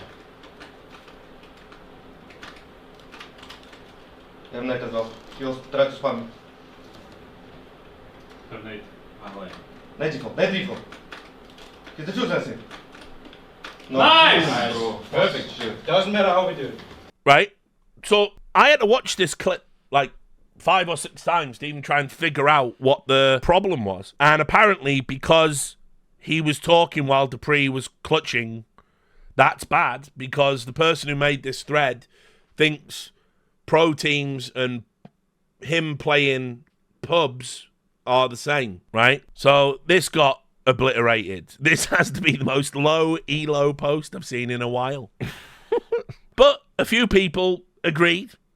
If Simple is like this every time he's dead, it's not surprising everyone is performing worse. So that was just a classic. Also downvoted into oblivion. All having a good time at the major. This one, I thought this was hilarious. Now, there were, I believe, 4 songs on the PGL playlist for when we were waiting to get into games or segments. And I can still hear them now, including that one that went, ha ha, ha ha. It's just in my brain forever now. And that one that isn't even a song, that just was a scale. And here's the difference. We had to listen to them, right? We had to listen to them. And also, I had to, every segment that ended, I had to rip my mic off and headset off because I didn't want to hear that advert. But I love you. Please stop this. But some days I wasn't quick enough and I would get it and it would just bum me out for the rest of the day. Anyway, I want you to think about the sheer fucking hubris this post takes. PGL, please add more songs to your playlist. If there are pauses about an hour long, a 10-minute playlist is not enough. I don't want to hear the same tracks over and over again. I love to have the stream running on the second screen, even if there are prolonged breaks, but this leads to me closing it at some point. Gold standard art is Pro League, with long playlists of nice songs, not in the same order every time. With PGL, it's a 10-minute loop of mediocre stuff. There's a lot going on, and it's not that chill. I hope it will get better for the main event. Thanks. Now, this is going to blow this motherfucker's mind. Brett Ill. Right, you are fucking ill, mate. Do you know what you can do? Leave the stream on, click mute, go to Spotify, all your favourite songs. Just listen to anything you want. It doesn't even have to be a song. You can listen to Joe Rogan interview the same person again and again and again and say that it's great, that Trump one. You can listen to that. The world is your oyster, my friend Brett Hill. You didn't have to listen to the music the whole time. And you're going, no, but I don't like to turn the stream off. Here's the beauty of that. First of all, it's got a countdown. See, that's visual, innit? That goes into your eyes, and your brain then interprets that information from the visual stimuli, right? No sound needed. You could be listening to fucking anything you want. Made this thread, of course. This one got deleted. This was somebody posting a photo of Nico saying he'd gained weight. I just don't get it. I just don't understand it. Who are you people? Why does Nico look bigger here? Because he's been on the road for 2 months, hasn't he? And guess what? You don't always get in the gym. And guess what? You don't always eat the right foods. And why you got chunkier, nightmare. Who cares, weirdo? Promise that's not one of my alts. Then, this one, aged like milk, as the kids say. How would we feel about Donk taking over the AWP role? This is like back when Spirit was struggling, right? I've seen enough demos to know his AWPing is seriously legit. I've been thinking recently that plus Kiyasuki minus Shiro might be the move. Just seems like a waste for Donk to have to spectate his team throwing the round for 90 seconds after he went in solo and made it a 4v2. Shiro whiffs too much, and his rifling has always been complete cheeks. Just let Kiyasuki be the new multi-kill entry fragger. Just do what Donk does. By the way, Donk, a generational prodigy that plays the game like no one else can. Just have this other kid do it. Just have this other kid be Donks. Like, these people are just mental. Like, it's ridiculous. And Donk can be top one in the world with AWP. Like that. He just becomes the best AWPer. That was a very good opinion. By the way, these are the same people that post that that the talent doesn't understand the game. We had another one as well. Another caster hater. Is it just me? Or do you guys also find the commentators of the Shanghai Major annoying? Their takes are so bad. If a team is 3-0, they speak like it's the end of the world. I'd prefer voice comms over them any day. These shitty casters. This was on HLTV. Why is Maui here? Why indeed? Why is Maui here? We all ask that, don't we, at some point in our lives? Why is Maui here? It sucks getting hyped to watch the stream, then having to flat out mute the whole build-up to the game. His takes are awful and inaccurate, and he always sounds like he's on the brink of having a tantrum. It's like they don't want people to even watch. Here you go. I never understood the hate for Maui. Someone replies, his takes don't belong in the broadcast, but in Twitter. When you have people like Stiko, who's done like one event, Mahone, who quit, Bubsky, who can't deliver his thoughts in any form of coherency whatsoever, talking, you begin to understand why they deserve much more opportunities than Maui, right? Stiko is boring. Maui has knowledge and also brings spice. Entertainment is as important as analysis. And then Life Hater replies with, Maui has knowledge. Whatever he says, he's biased. Yeah, it's opinions. They're biased, by definition. And you can't take serious if you have more than one neuron. Also, it's fine to make spicy comments, but always, nah. Everyone is biased, and everyone has ego, dummy, and nothing is wrong with it. He is not afraid of speaking his mind. He is not afraid of speaking his mind. Problem is, his mind is quite shit. Got him. Actually got him. And then, give me R. Lewis and Thorin. Never pimp. Never pimp. Not even at the event. Fine. Death segment, constant negativity. Please get the fuck out. I have to rant about this. It's no wonder our community is so toxic when we have these three stooges constantly calling top-tier professionals bad and embarrassing. The three of you couldn't beat a stack of 18k ELO players in a Premier match, yet you somehow feel you have the right to call players who have given so much to the game bad. Me. Gave nothing to the game, obviously. How about focusing on the good the other team did? It's 90% negative before we get to some dispassionate comments about the other team doing okay. Case in point, the Fury again. This ape, Richard Lewis, saying, I don't even know how Fury made it here. Roffle, okay, mate. Please get this type of commentary out of the circuit. It's not helpful to the professional players. Once again, won't you think of the millionaires? And make young players aspire to be as egotistical and short-sighted as you three. TLDR, ape. I'm just an ape now. Just a fucking ape. Of course, downvoted. Everyone said he's an idiot. We had this one proudly declaring, you had this on your bingo cards, the worst major production ever. It was the worst production ever. Obviously, the only major this guy's ever watched, probably, because if you go back in time and watch some of those other majors, definitely been way worse, of course. Certainly, face it, London, always be right up there for me. But anyway, switching between Chinese streams, caster lags, glitchy videos, audio loss in rounds, hate me and downvote me, but these issues have been pertinent since the RMRs. I don't think he meant pertinent there, but it's a good word. It's just the wrong word. So, don't really know. Don't really know what was going on with that one. Somebody had to post the hilarious joke. Hi guys, I'm the hood guy at PGL English Broadcast for the Perfect World Shanghai Major. I wanted to express how honored I am to be the first blind hood engineer at a CS2 tournament in history. Thank you PGL for this amazing opportunity, and I'll try my best. Because you see, the hood was so bad. Like, just wasn't, of course. Just this one, bit simpler. Worst broadcast ever. Now, keep in mind, that's a pretty big claim, isn't it? You know, the worst broadcast ever in any medium at any type, at any point in history. PGL needs to be banned from broadcasting. That over some audio crackle there. More caster hate, this time on HLTV, right? New casters, like, we need new casters. The current rotation of casters was fine, but they're getting worse year by year. It's getting so stale and so boring. They can't do this forever, you know. We need the old casters back. And we need new casters.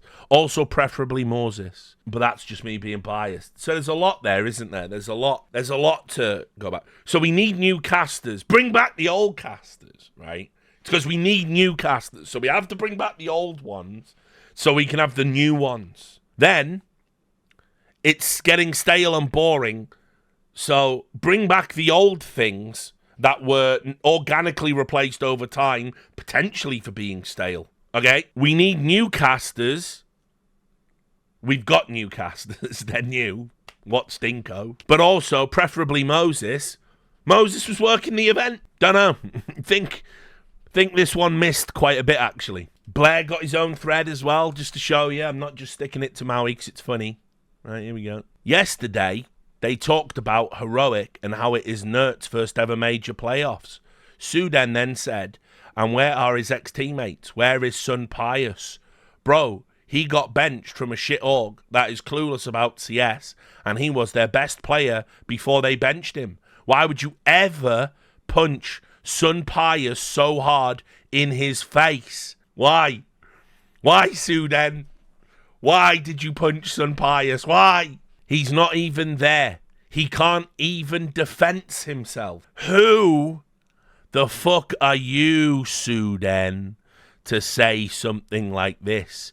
People from your country, racist of course, not beating the allegations. People from your country can't even play pro anymore because of a guy named Forsaken. What the fuck, man? Throw that guy out of any desk ever. Regards. I think that one stands on its own, doesn't it? Got to like the regards at the end. Regards.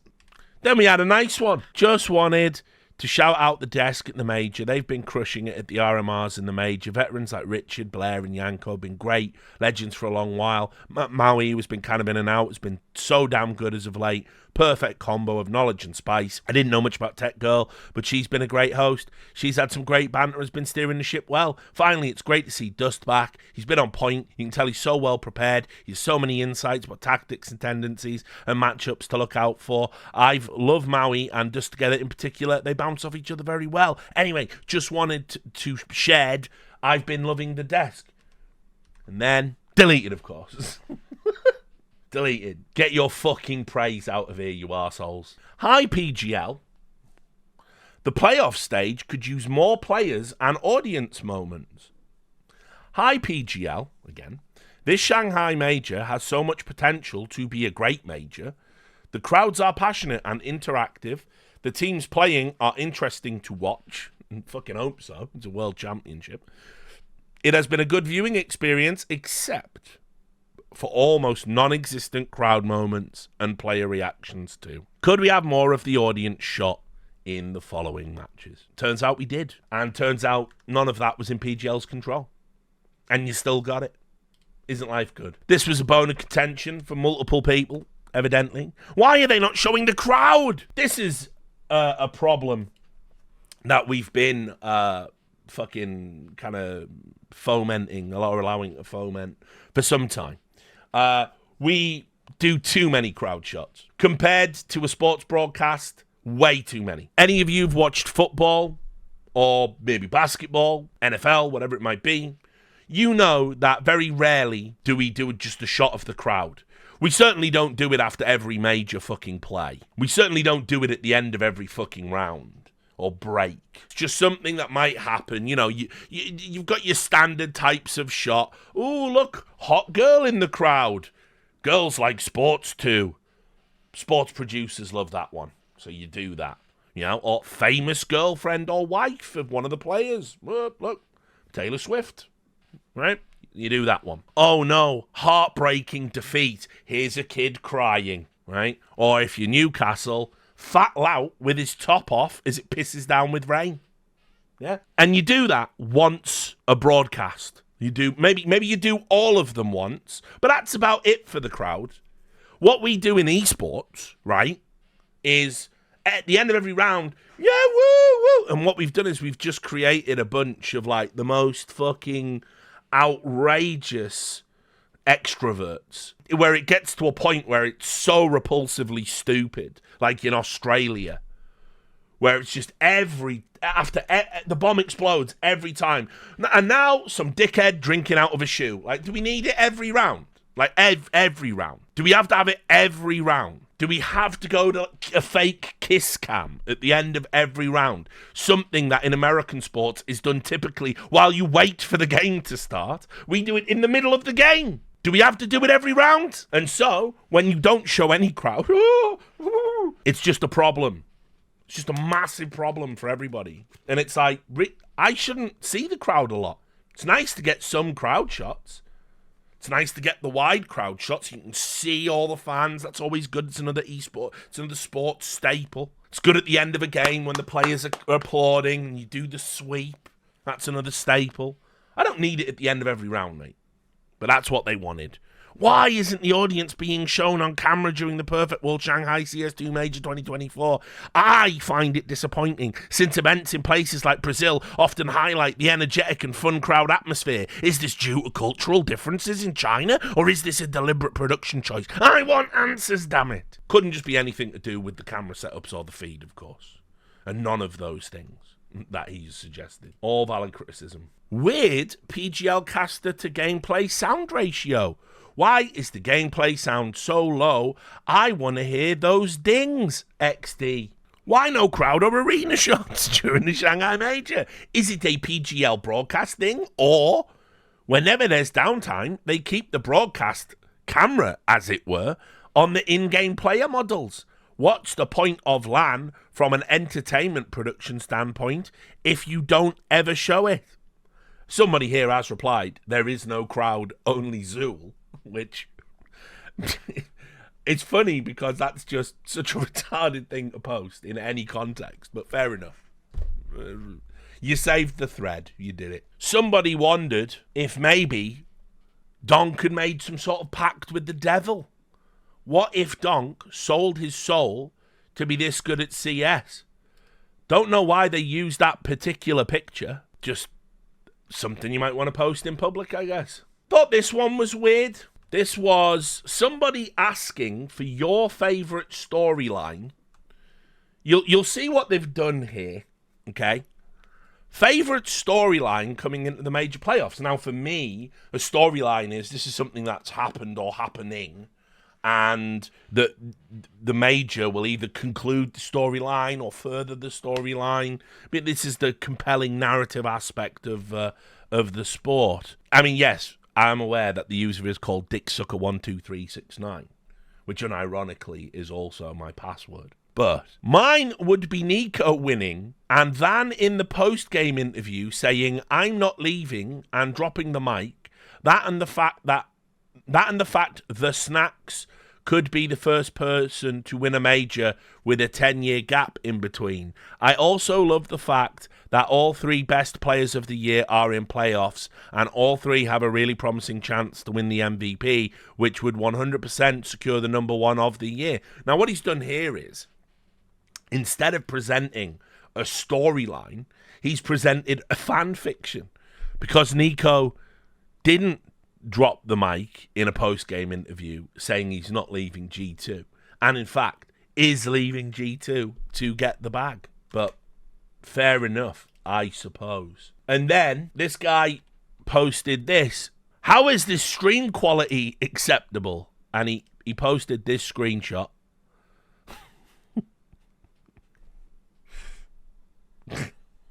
Of the stream. And everyone else is like, yeah, it's actually fine. It's just fine. It's just your internet. Like, what the fuck is wrong with you? So yeah, it's just like, God, it's so fucking ridiculous. So that's what the fans thought. Those were the fine minds of Reddit and HLTV during the major. There's a ton more. I won't belabor the point. I just don't ever want to hear that the fans aren't total fucking morons. Like, I just don't want to hear it. The average fan is so fucking stupid. It is staggering. And yet, the internet gives them a forum through which to voice their stupefyingly ill-informed, terrible opinions about everything. And it just shouldn't be allowed. It shouldn't be allowed. Pleb takes should be shut down. But not only do we allow them, we pander to them. We can now talk about the games and what it all means. We will do that while we stare, as the kids type in Twitch chat now for some reason, at the overview. And what we'll do is we'll start by talking about Wildcard, because I thought Wildcard did incredibly well to get into this stage of the tournament. A dream come true. Stanislaw's back. It's not a particularly great roster, and yet they were able to overcome. So credit to them. However, they were in the middle of a pretty stupid drama, and one that really will bring into question whether or not it's worth sometimes having the attention that having a celebrity owner can bring. So one of the things that also happened at the major was Deserto decided that they were going to cover it. And look, what is a Deserto? I still don't know, and I worked there for years. What they are, though, is they're a publication that obviously focuses on influencer culture, streamer culture. Yes, there's some gaming in there too, and to a lesser extent there is some esports in there too, but their bread and butter, what pays the bills now, is the streamer and the influencer stuff. And I pitched to them a while ago. I was like, you should totally get into politics before the election and do some weird fucked up, like, kind of have a politics section and get some interesting, like, op-eds and, you know, clips from political streams and do that stuff. And it never transpired, but that would have been straight fire. Would have got them a metric fuck ton of views, because now I feel like the world is so stupid. Politics and kind of that culture, influencer culture, is kind of adjacent. You know, you got Trump, who's essentially an influencer president in a lot of ways, isn't he? So anyway, when they talk about things, they do it for what their majority audience is. And so they did a tweet talking about Wildcard, because Wildcard has Amouranth. Now, I'm not familiar with Amouranth's work, but she appears to be a streamer who seems to market herself on her looks, and you can access materials where you get to appreciate her feminine form, right? Which is fine. I fully support that. And so anyway, she's made a lot of money off this. She seems to be a very appealing woman in that regard. A lot of people seem to find her attractive enough that she can be a millionaire many, many times over. And as Dust said repeatedly on broadcast, she's even sold jars of her own farts, which I believe are called, not that I would know, obviously, but I think off the top of my head, they're called cutie patooties. Now, she's made a lot of money, and she's put some of that money into Wildcard, and it's a big deal. When you have a celebrity owner or co-owner, you use that to get interest in the team. That's just how that works. And the benefit to you isn't just the money they invest, but the brand recognition. And I'm going to be real with you, Amouranth is a much, much bigger brand than Wildcard, which, you know, who the fuck are they? No one really cares, not even in esports. So anyway, Deserto did a tweet where what they wanted to do was highlight that Amouranth's team was playing. And there she is, there's Amouranth in a cowboy hat wearing a Wildcard jersey. And the original tweet said, Amouranth's org just knocked legendary team Virtus Pro out of the CS2 Shanghai Major. More on that in the Rostermania stream tomorrow. But they then went back and edited it. And even though there's no record of an edit, I'm pretty sure if you edit like in 15 seconds now or whatever, it doesn't record. It's only if you do it like a minute or two. And they changed it to Amouranth's org Wildcard. But by the way, there would be nothing wrong with just saying Amouranth's org, right? Why? Because editorially, it makes sense for the audience you're trying to get to click on this. B, she is wearing a fucking Wildcard jersey in the picture in the tweet. And C, it's not as if, and this is the least of the three, it's not as if it's so vitally important you mention Wildcard because they're so big of a deal. It's not even a memorable name. Now, for me, I'd want my players dialed in and fucking focused when you're about to play in one of the most important games in your life. Now, keep in mind, Twitter is actually banned in China. So the people playing in China that were like tweeting were basically announcing, yeah, we're just using a firewall. Now, apparently I am told loads of people were just doing that, which That's a decision, I guess. Not one I'd make, but gotta hand it to them. Bold, brave, love it. So anyway, instead of just knuckling down and doing some practice and getting a good night's rest, Sonic, who plays for Wildcard, replied to the Deserto tweet and saying you could just say Wildcard. Now again, remember, it said Amouranth's org originally, and Sonic replied. Now, first of all, I'm gonna just say this.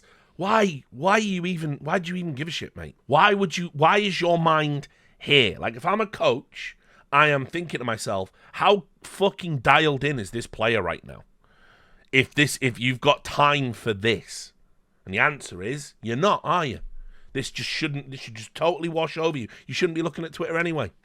Get your fucking head down. Get ready. And whether or not you think he's got a point about being upset, about fucking, oh, why don't they just call us Wildcard? Why do we have to be known? Why do they have to be known as the Amouranth thing? Now, I don't know if he's got a problem with being like the meme of the fucking OnlyFans team or whatever.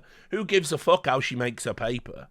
Frankly, she's putting her money into your org. But then, right, also, this is the downside. Because equally, she could just ignore that.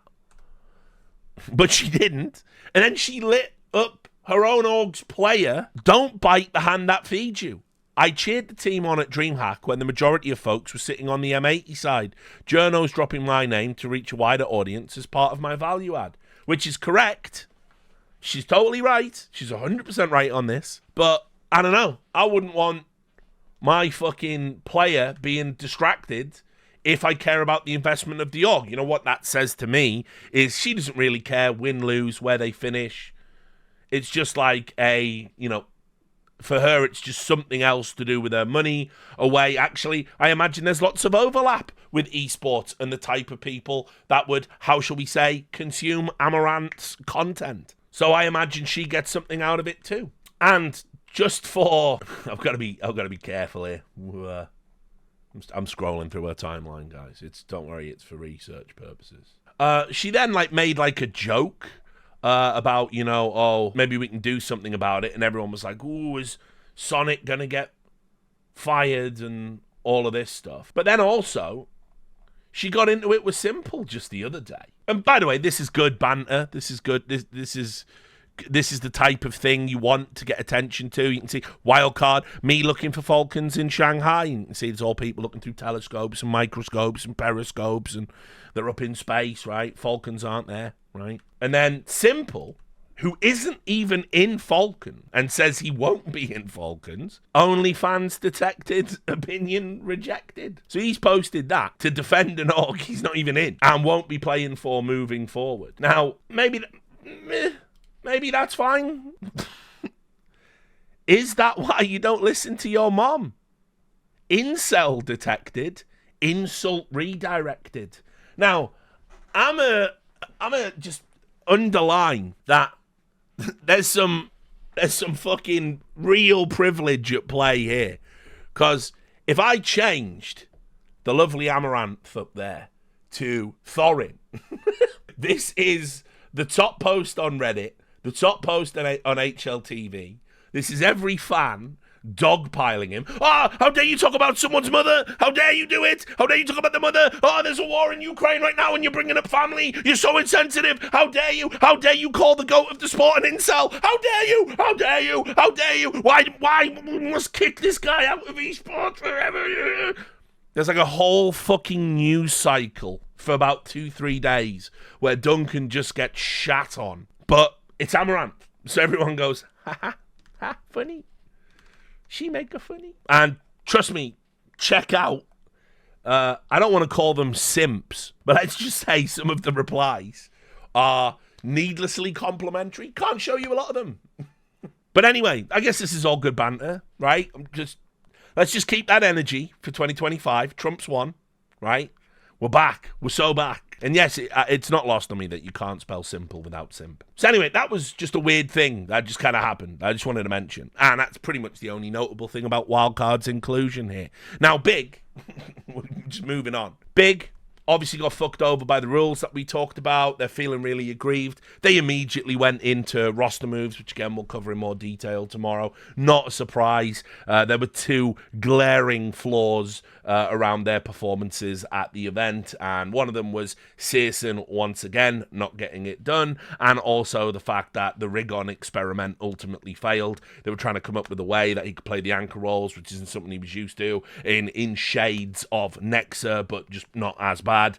It didn't work out, and so obviously I think Big probably are the organization that leave Shanghai with the biggest grievances, but it's very good to see them address it head on. Now, we can skip ahead a little bit, and we can talk about the Mongols. Definitely want to talk about these guys. They've definitely made a fan out of me. Getting top 8 is insane. It's actually fucking crazy what they've achieved. And as I said on the State of CS show with Jason Lake and Thorin and Monty the other day, I just don't want to hear it. I don't want to hear it ever again from NA players, NA orgs. I just don't want to hear it. I just don't want to hear it. Oh, there's no talent. Oh, there's no resources. There's no sponsorship. There isn't a single argument you can make that team couldn't make. Remember, players from that team, they had to be on the IHC fucking scam coin dog shit org for a bit. They had to do whatever they had to do to just get to the events and fucking, get enough reps to become one of the top teams in the world. And they've done it in a region where, first of all, look, I'm not going to cast any aspersions, but let's just say there are significant socio-economic barriers to entry to being an elite level competitor in a PC-based esport.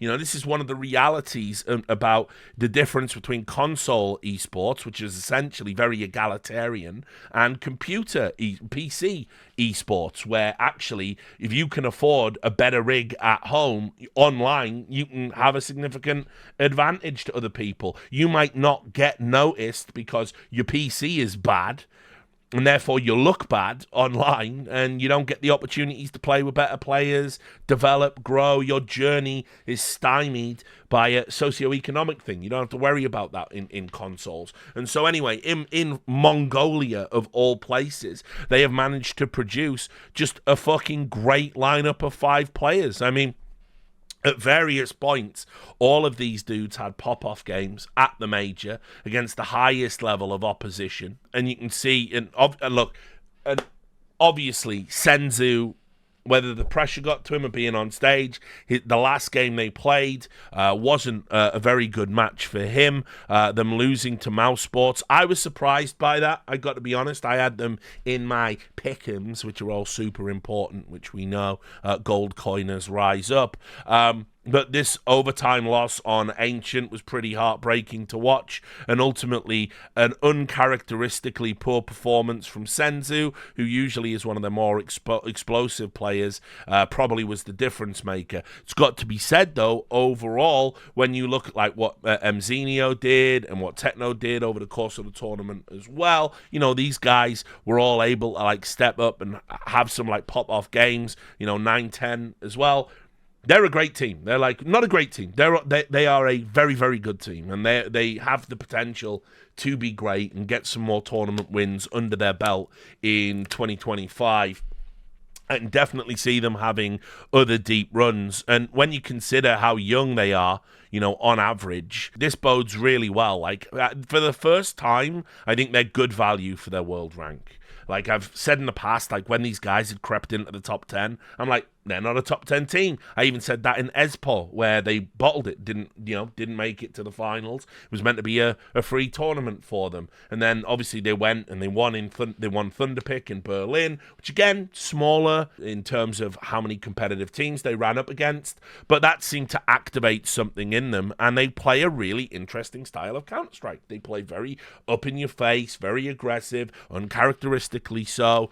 And the only team that really kind of plays in a similar way, I would say, just from the eye test alone, although I'm sure there's analysts out there that can articulate why I'm wrong, but they feel like they have a very spirit play style in that sense. They leverage their talents, they're aggressive, they get shit done on their fucking T sides, they call very good T sides. Like, shout out to their coach Mara as well. Like, I think he's like got to take a lot of the credit. It was kind of funny, unrelated story is that when we were doing ESPO, I had to go, when I went to the airport, I traveled in a shuttle with the Mongols after calling the Mongols bottlers for not making the final and saying them not being in the final is embarrassing and they've really got to step shit up. And that's what I'd said in the desk segment. And then I was in the front, they were all in the back, and not one word was said, not in Mongolian, not in any language, not in English. Nobody said anything the whole 40-minute car drive. Whether they were just tired or disappointed, I don't know. Probably are all sat there thinking, can't believe we've got to be in a car with this prick right now. But whatever. They've earned my respect. Not that and I'm sure there'll be someone in the YouTube comments. They don't need your respect. Your respect is worthless. How dare you even imply they need your respect? I'm just saying they played really, really well at the major. Youngest team at the major. Got top 8. Certainly it could have been very different here had Senzu turned up. And, you know, I thought they could even conceivably make the final. And I'll also just say this. It was very interesting to watch all of the people say, oh, they're going to become the home team in China. It didn't pan out like that at all. The home team was G2. The home team was Spirit. The home team was FaZe. Certainly wasn't Mongols. There was, and there was a lot of cheering for the mouse lineup in this game as well when we were kind of watching it, which very much surprised me, but was kind of emblematic of, you know, how the crowd handled their business. So fair enough. But yes, very, very happy with the Mongols and what they did. Less so NAVI. I don't know what was going on with NAVI at this event. Very, very weird. You know I don't like best of ones, but losing to MIBR in a best of one feels bad, uncharacteristic. You will notice the standout poor performer here, which will be the topic of conversation. The 13-2 against Spirit, which I'd set my alarm to sort of catch this game, but for whatever reason, by the time I woke up, it was done. It was just over. Like, I was like, you know, set the alarm a little bit in, partway through, get up, doing the routine, morning routine, watch the games in the morning, get ready. Just crazy, unfathomable things, like bit 2 and 15. Like, it was just unfathomably bad. And then you're like, okay, they got Gamer Legion, the rookies, and then you get knocked out by Heroic, which maybe that's okay, but I want to say it isn't. I do want to say I'm still not sold on Heroic, even with them getting top 8. So this was very weird, and it's got to be said, for me, the big factor was JL. Like, JL has been probably one of the most clutch players in World Counter-Strike. I mean, I don't think people realize, you know, when you think about clutching, we all like to think about, like, a cerebral, you know, Zipnix with his giant fucking 6-head, you know, just like the Mekon out of fucking Dan Dare, just doing a really precise 1v3. JL just sort of routinely was doing the impossible. And I made this comparison, which a lot of newer people won't remember, but when we did Cluj, Napoca and G2 had that run there, and if you remember, that was the Makalele and Jacob lineup, and that was where Jacob was like the breakout fucking talent. Everyone was like, where the fuck has this guy been? If you went and looked at how many clutches those two had, you know, Makalele wasn't even necessarily putting up good numbers, but he would just have insane, impactful clutches. Between the two of them, they just clutched all the time. These, like, just impossible to win clutches. And that's what JL does. JL does those kind of plays. And it's, like, just crazy to see him be this bad and to lose that mojo. And then there was this, actually, which I'll bring up since we're covering some of the peripheral drama as well. He posted this, and look, I'm a big fan of players being interactive with fans and using their socials to tell stories and build their brands. This is all good stuff to do. It's going to help your earning potential. It's going to help you after you can't play anymore, and maybe you want to be a streamer, or maybe you want to be a coach, or maybe you want to do something unrelated, move into a new field entirely. Having brands and having platforms that you build up is all very, very smart and intelligent things that you should be doing to maximize your future opportunities and earning potentials, as well as also making you popular in the here and now, because ultimately the more fans you have, it helps if you ever leave your team, you get a better contract on that basis. It's all smart stuff. Now, sometimes, and you've probably noticed this, players are going to fuck up and post dumb shit or say dumb shit. You know, we've had, players like say, like Ultimate is a good example. Ultimate, very inexperienced, does an interview. Yeah, once I got picked up for Liquid, I just stopped practicing in that because I thought I'd made it. And it's like, right, okay, well, yeah. You leave that one in the fucking drafts, mate. You don't actually say that out loud, even if it's true. It's great that you're honest and forward and transparent, but it's fucking just, crazy to actually say it out loud. And so I kind of had a little similar feeling about this. JL said, a heartbreaking way to end the season. Lost ourselves somewhere along the way to the major and couldn't pick ourselves back up. Also disappointed the way I ended the year. Couldn't find the reasons as to why I have such lows from time to time. I would spiral down a big rabbit hole of negative thoughts and lose all confidence in my abilities. Without fixing this problem, there is no bright future for me in a competitive environment. The more this year went, the more support I felt, but with a lot of support comes a lot of hate. There would be times where I would actively try not to look at the camera or pull a funny face. What really was pissing me off was people calling me out for being fake, but me not looking at the camera or joking around is me being fake, so I guess they were right. Remember to believe in yourself and follow your vision. There will be a lot of people who doubt you, but don't be one of them. Thank you all for making this year the best year of my life. There is more to come in the next year. Now, for me, this is a very strange thing, kind of like just publicly put out there. It just doesn't need to be said. There's no benefit to putting this out publicly, and it also is somewhat perplexing. Like, I don't know what you expect to happen when you take one of the great, if not the greatest footballer of all time. You take his iconic celebration and then you start doing it. Like, what are you trying to communicate when you make that choice? What you're trying to do is say, I am great. I'm going to achieve all these fantastic things.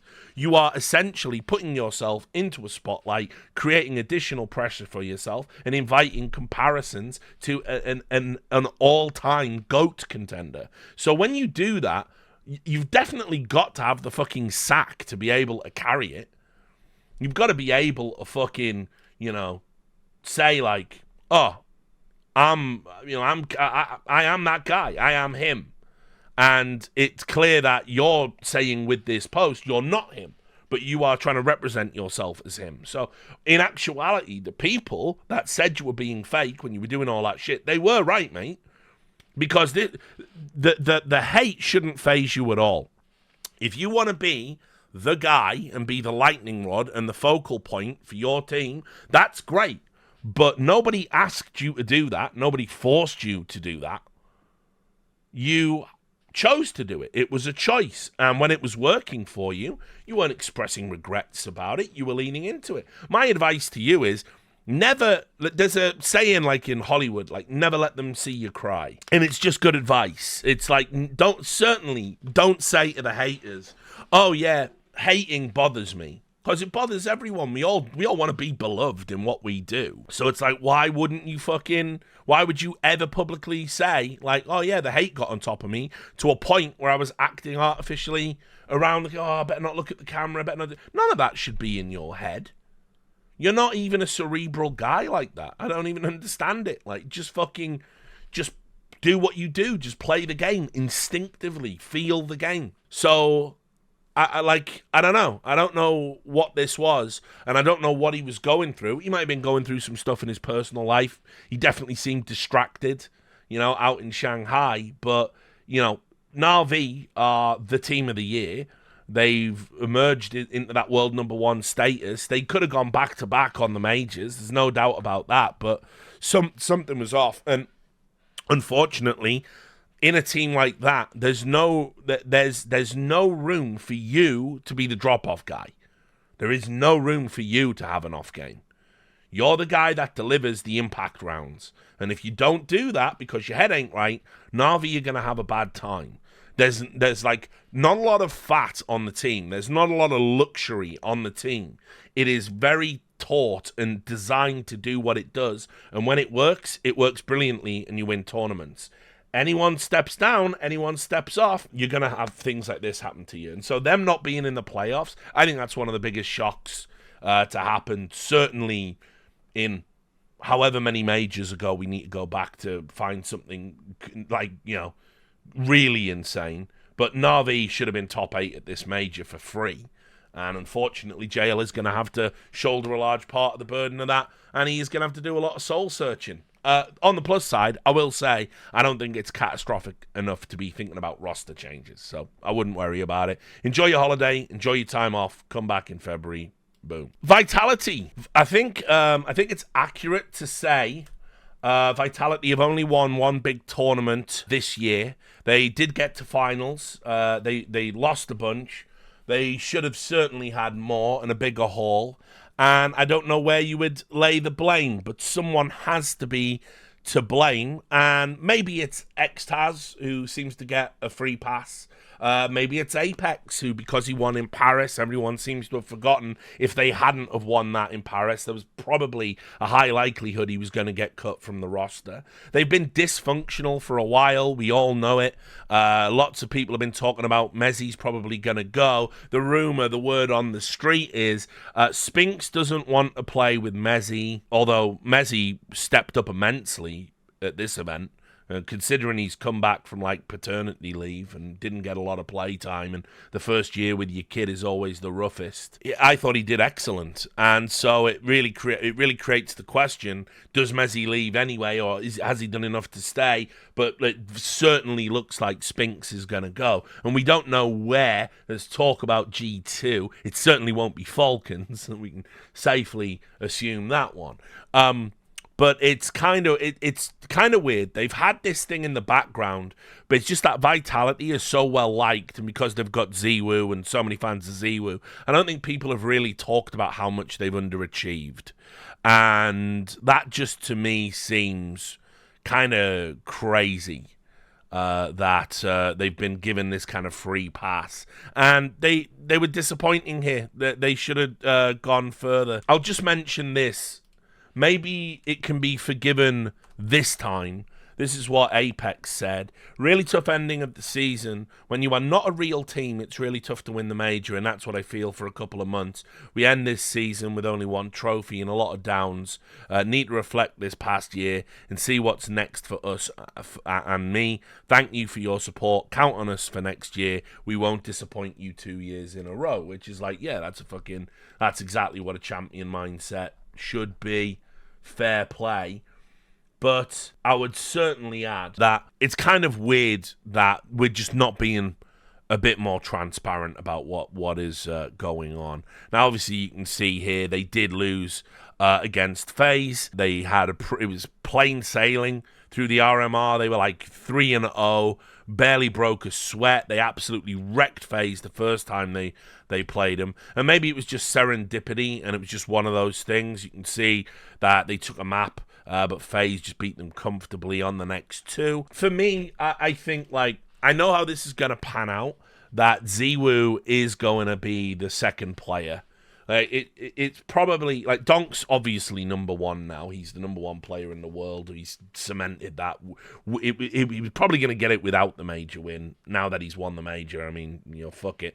m0NESY kind of had a drop-off in the playoffs, and if you look at the numbers and the metrics with HLTV, ZWoo's probably going to get number 2. But I hate to say it, when you look at kind of how things panned out, on the map they won, it's kind of like meh. But in the maps they didn't win, you can see, quiet there on Mirage. Top frag there, but everyone else kind of let him down. So I don't know. I kind of feel like, it's like I say, I kind of feel that Vitality get like a lot of passes. Ziwu's such a likable guy, and he's never had the kind of perception about him that like Nico has had. So the community like are inclined to give him a pass, you know. But like we've talked about it many, many times. Obviously, the person who used to work desks that used to defend him all of the time isn't here anymore. And so, you know, look, I think you can rightly scrutinize Ziwu and the big games and the big and the big playoff moments, and whether or not he's been able to individually drag a team across a finish line, whether or not that's even reasonable to demand of a player. Certainly Donk proves it can be done. I'll say some unbelievable things about Spirit in a moment, but I think for me, yeah, they've been allowed to underachieve, and the community have been very generous in that underachievement, and no one has really been critical to the degree they should have been. Someone has to explain why they have lost in these big moments repeatedly, almost exclusively for an entire year. So we'll see. Spink's almost certainly out. What that means in terms of who's going to come in and replace him, I think losing Spink's, I had this argument, I think, round dinner with like a few, and my fellow talent don't agree with me. I actually think Spinks is going to be very hard to replace. Just saying. We'll do G2. I'll skip over Mouse. It's just all the usual stuff. Blah, blah, blah. Big stage experience. Blah, blah, blah. Did so well for such a young team. Blah, blah, blah. Torji, their best arena player. Blah, blah, blah. Jim Fat's leaving. Blah, blah, blah. Shuhei can be really proud of where they got to in a major. Blah, blah, blah. Hope they can win some tournaments in 2025. Blah, blah, blah. You've heard it all before. This is the one that's going to cause consternation. I predicted G2 to win the major. They did not win the major. And this one was tough. It was tough to watch because they had a pretty... For me, it was it felt like it was their major to lose. Like everything was lining up in terms of who they can and can't beat. Even if they had gone to the finals, they've never lost to that Spirit lineup in like 9 attempts or whatever it might have been. It just felt like they had to win this one. This was definitely Nico's major. I know we said it maybe in Stockholm, but that wasn't true because it was Simple's major. Obviously, Simple had played insane for the entire fucking year. It would have been a travesty if he didn't win in Stockholm. This was just crazy. And they struggled against Heroic. We had to have the overtime on Mirage. This was a great map, and Malbs basically propelled them into the next day where Nico sort of went missing, and Munacy, he didn't go missing, but he wasn't great. Not up to his usual high standard. But when you've got Nico playing a 0.86, that's worrying, but don't worry because Malbs is there. Now, also, I'll just take this opportunity to remind everyone, Malbs was going to be really bad in this team, if you remember, guys, because he didn't get his roles, and roles are all that matters in Counter-Strike, apparently. Role cells, once again, in utter fucking shambles. Great, huge step up for this kid, and a really great part in his development, and a cool part in his story, because we know now that Nico's going to leave, the chances are Malbs is going to move into those Nico positions, and then what G2 do is bring in another rifler. We're not sure who it's going to be. As I said, lots of rumors. Jimmy from Mouse has been linked. Spinks, obviously, has been linked. But whatever. So we will see. Is Malbs ready to carry G2 in 2025? I don't think you can replace Nico, but I'll tell you what. We don't know this kid's ceiling yet. We haven't seen it. I know that much. So we will find out. But struggling against Heroic, the signs were there. And then obviously we had the FaZe game, and FaZe 2 owed them. And just another overtime loss on their map pick. Again, it seemed inconceivable that this wouldn't at least go to 3 maps. But this is where Malbs obviously, you know, had a tough time on Ancient and stuff. Again, it's hard. It's hard with the pressure, but it just wasn't when it was crunch time. I don't know. People are going to be typing Choco. I think that's so overplayed, but Muncie and or Nico had to step up in these moments, and neither did. Also, they did just run into Rops. They got Ropsed, which is, after we spent all pre-playoffs saying Rops has got to wake up, Rops woke up in playoffs. And I think if you only took the playoff games, he was the best player in the tournament, I think. Like, it's actually crazy. But to be fair, this was another calling masterclass from Nico's old pal, Karrigan. And you saw the reactions at the end. Obviously, Nico in tears, and Muncie and him had a little moment where Muncie said, I said goodbye to him, which we're now hearing reports that even though Falcons want Muncie and were willing to pay up to $3 million for him, which would be a pretty decent return on a $600,000 investment, they aren't going to sell. And look, he's only got 1 year left on his contract. I think it's probably inevitable he plays for Falcons or plays with Nico, assuming it will be at Falcons. So, you know, just crazy. So yeah, I think what do we glean about G2 and where they're at? I mean, first of all, I'm not as out on Snacks as Maui is. Maui thinks he's a terrible IGL and feels very vindicated by these results. I still think he's a step up from Hooksy, just by virtue of not being Hooksy. Hooksy just had some unbelievable drag factor on the team. We'll get into that a little bit later, actually, because Hooksy wrote an article about how he misses competing. And I was trying to remember a time where I saw him compete. But in the literal sense. But whatever. So I'm not as out on it. There's definitely got to be question marks about Snacks and about Taz and, you know, where it's going to go. The key component for me is Snacks is capable still of rolling back the years and having a game. Hooksy rolling back the years is bottom fragging in Copenhagen Flames. You can't replace the big game experience and the big game smarts that Snacks earned during his time in Virtus Pro. And so for me, I'll roll the dice again on him in 2025, certainly for the first quarter. But I also do understand, I never thought Snacks was going to be a great IGL anyway. I made a video to that effect where there were replies on that video from the major going, yeah, G2, look at them now, and you're saying Snacks isn't a good IGL. And we could have done What About Today, dickhead, again, couldn't we? Because you posted that when they won against Heroic, but you didn't post that when they lost against FaZe. Not just. There'll be question marks about Taz. Also, the Void Nico is going to leave. I'm also a little bit worried about Muncie for the first time. I don't really want to talk about people's personal lives. It always feels like a threshold not to go into.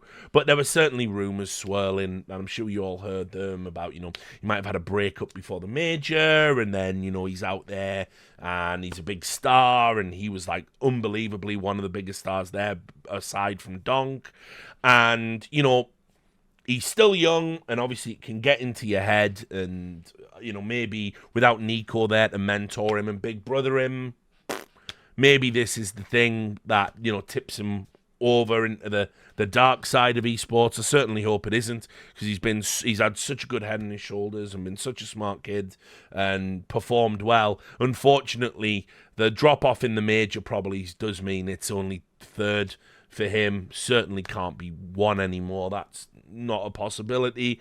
And ultimately, he's going to be the guy carrying all of the weight when Nico leaves. He is going to be the guy. You know, Malbs is going to get the Nico positions, but all eyes are going to be on Muncie to carry the games, and he's going to be the one who has to do it. Doesn't even matter who they get to replace Nico. It doesn't matter. Doesn't matter who it is. It's not going to be someone with the star power of Muncie, and Muncie's going to have to carry this team moving forward. Overall, I don't think semi-finals at a major is bad.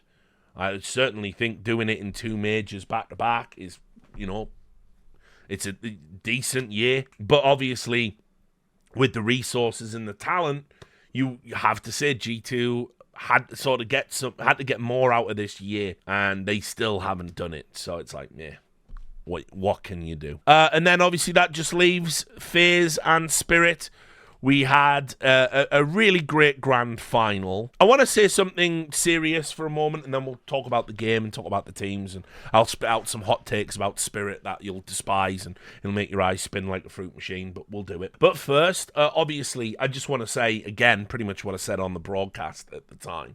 Karrigan losing a brother and having to leave Shanghai to attend a funeral, then having to come back and then galvanizing his team and himself and keeping his emotions in check, and then guiding them to a final nobody thought they could be in. People had been writing them off since the RMR to even be in the last 16, let alone in the grand final. That is some fucking legendary shit, and that is like why I'm always gonna have respect for Finn, not as a player, not as an IGL, just as a man, just as a fucking man with absolute nuts of steel. And it was very hard at the end of the final to watch him go through what he was going through, because when you keep, somebody that's had to do it myself, when you're grieving and you have to keep it all wrapped up and you have to be like professional, and then you hit that point where you don't have to anymore, it's not going to affect, because the dam has to break. That's just, with emotions as intense as grief, the dam has to break. You can't keep it in. To be able to do it at all in those circumstances is just heroic beyond any reasonable expectation. And obviously, we saw those scenes of his emotional response at the end, having lost another major final. And I think what upset me a little bit is I don't think people realized the context.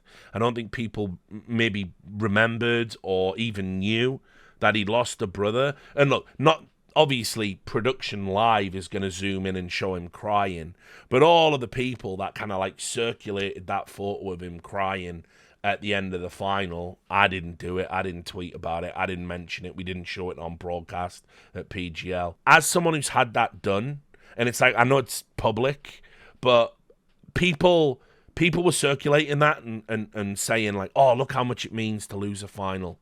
And it's like, that ain't what that was about, guys. And you probably shouldn't be sharing that picture. Like, let a great guy like have some dignity about what happened to him. And so, that was kind of my thoughts about that. And the sad reality is people are going to use that. People are going to use that as a meme now, because that's just how the internet works. And it's just like, fuck all of that. Like, respect greatness when you're in its presence. That's like a simple rule to live your life by. And, people need to understand what Karrigan went through and what he was able to do is one of those just insane stories that if we give more respect to our own scene, that would be inspirational. That would be inspirational to a lot of people. There'd be a lot of people, especially this time of the year, going through a lot of shit. And, being a guiding light in the darkness is very important. And he definitely did that. And I was heartbroken he didn't get the final. I didn't get the championship. It would have cemented his GOAT status. It would have been, a very, very small, minuscule comfort at what must be a terrible time. But, I just wanted that for him. And he didn't get it. And like I said, I'm a little bit different to maybe a fan. If this sounds a bit parasocial, obviously I've known him many, many years.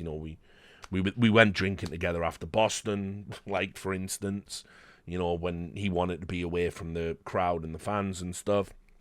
And he's just an all-round good guy. So anyway, I don't know. I don't need to tell you guys this, but obviously when this goes up on YouTube, I hope people aren't going to be, like, disrespectful and all of that stuff, and just understand that what he did was really, really amazing. And I know it won't mean anything to him at this moment, but it's another stellar achievement. I mean, it really is. It might not be a trophy, but the context around this achievement is incredible. Anyway, FaZe's run was just miraculous in almost every conceivable way.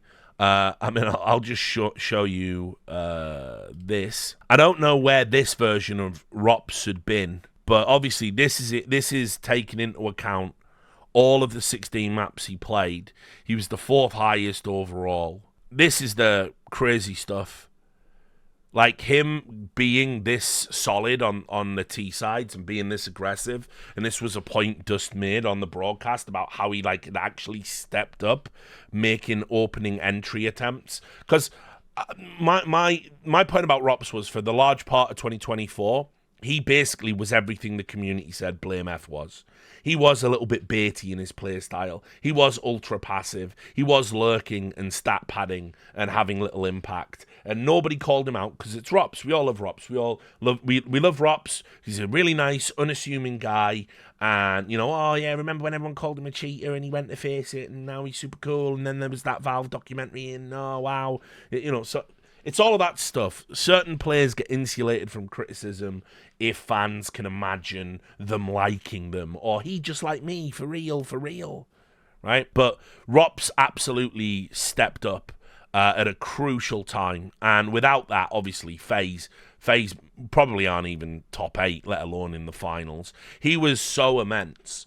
Definitely an argument for MVP. Would have been the major MVP if FaZe had won. Unfortunately, they ran into something that is counter miraculous in a way. Like, what happened in this final is like so mind melting for me, because everything was pointing to FaZe.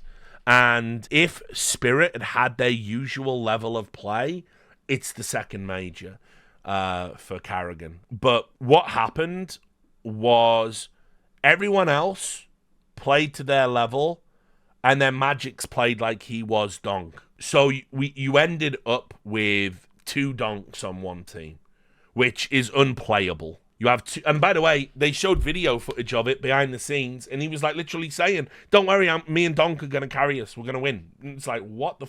Where is that arrogance coming from? You haven't earned that at all. You've been shit all tournament. All the death segments were talking about how like Magic's is letting them down and underperforming. It's the step up is mental. Like, I don't know whether to be like blown away by it or whether to be almost annoyed by it, because like just look at this and put it this way. We were even saying there's like a good chance he gets cut even if they win the major. That's where he was at. Now Overdrive has come out and said we're not going to make any changes. He basically saved his fucking career. Here's Magic's stats, and kind of like you can sort of see where he's about, you know, kind of on average. You know, there'll be the occasional pop-off game, although do games against Astralis count. But, you know, this is kind of, you know, not atypical, right? Then we had what he did to Mouse when they battered them on their next 2 maps. So the signs were there, it was coming. But look at the fucking state of this series. 25, 22, 22. 1.80, 1.53, 1.46. A literal life series. Like, I just never have seen anything like that. I've never seen one player be so underwhelming for the majority of the tournament and then come alive in a final, seemingly lacking any kind of self-awareness about his own level of performance over the course of the year. And as I said, I think probably it had Spirit gone out to Mouse, had Spirit lost the final, and he'd underperformed, I think he's just out. I think he's just off the roster. He's now definitely not off the roster for the start of 2025. It's just fucking crazy. But the series itself is just like so mega, like just actually fucking just crazy what he was able to do. And when I say it was like they had 2 donks, I mean, it's not an understatement. So obviously overall, like the difference here is so negligible. A bigger kills to death differential ADR almost identical. Like, it's fucking crazy. And that was predicated on Donk going absolutely fucking Super Saiyan on Dust 2 because he just decided he'd had a fucking enough. We're just winning the tournament now. Definitely up there with one of the all-time great finals because of the last map. It really delivered. I really wanted the overtime that we didn't get, but you don't always get what you want. But it is just insane how well Magic's played. Now, here's the crazy part, right? Well, actually, let's just get the Donk fucking stuff out of the way. I mean, listen, what can you say? Like, he just is the truth, isn't he? I mean, he's just fucking so unbelievably good. And if you'd have told me some, like, Faye-looking, elven, long-haired, skinny kid out of Russia would be probably the rawest talent I've ever seen in Counter-Strike history in any version. Like, it's crazy to me. I mean, I'm just literally watching him do insane things, impossible things. And even in the rounds where they look like bang average, he just kills 2 people. Just something he does, just kills 2 people. Like, boring. But they go to trade, and they can't trade Donk. Donk is untradeable unless he's playing against Nico for some reason. It's just mental, like how good he is. And so, with that in mind, that was the point I made on the desk that upset someone, didn't it? Which I'll briefly show you the thread that resulted in. I personally don't think Spirit are like necessarily doing good fundamentals in Counter-Strike. I asked the question, is having a Donk basically a crutch for poor fundamentals? I asked that on the desk, and we didn't really get into it. And now, obviously, they're major winners, so whatever. Once again, but they do fucking unbelievably shit things at times, Spirit. They really do. And I do feel like Donk is a fucking get-out-of-jail-free card. Like, Shiro is basically held upright by his good graces. Because Yanko's absolutely spot on. Shiro is so passive. If Jane didn't exist, which at the moment he doesn't, he's been benched. If Jane didn't exist, everyone would be dunking on fucking Shiro for how much of a pussy he plays like. And instead, nah, you just get out of jail because you've got the greatest rifling talent, certainly in 10 years, on your team. So I don't know. Spirit though, it's kind of wild. You won a major and you've got 3 players who are like 0.8, 2 are 0.8, and your IGL is a 0.7, and you've won. You've won that series. So I just don't know. Like I don't know what else you can say. You have to hand it to Spirit, but very often when you watch a team win a major, it's done on, like, everyone's firing. The team is great. It's like, think about Prime Astralis and all of the shit they did. This is Spirit are like a team where it's like, they're just doing it, like, if there's an individual fucking pop-off, almost, it's like they're less cohesive, I guess is a way of phrasing it, but more intuitive.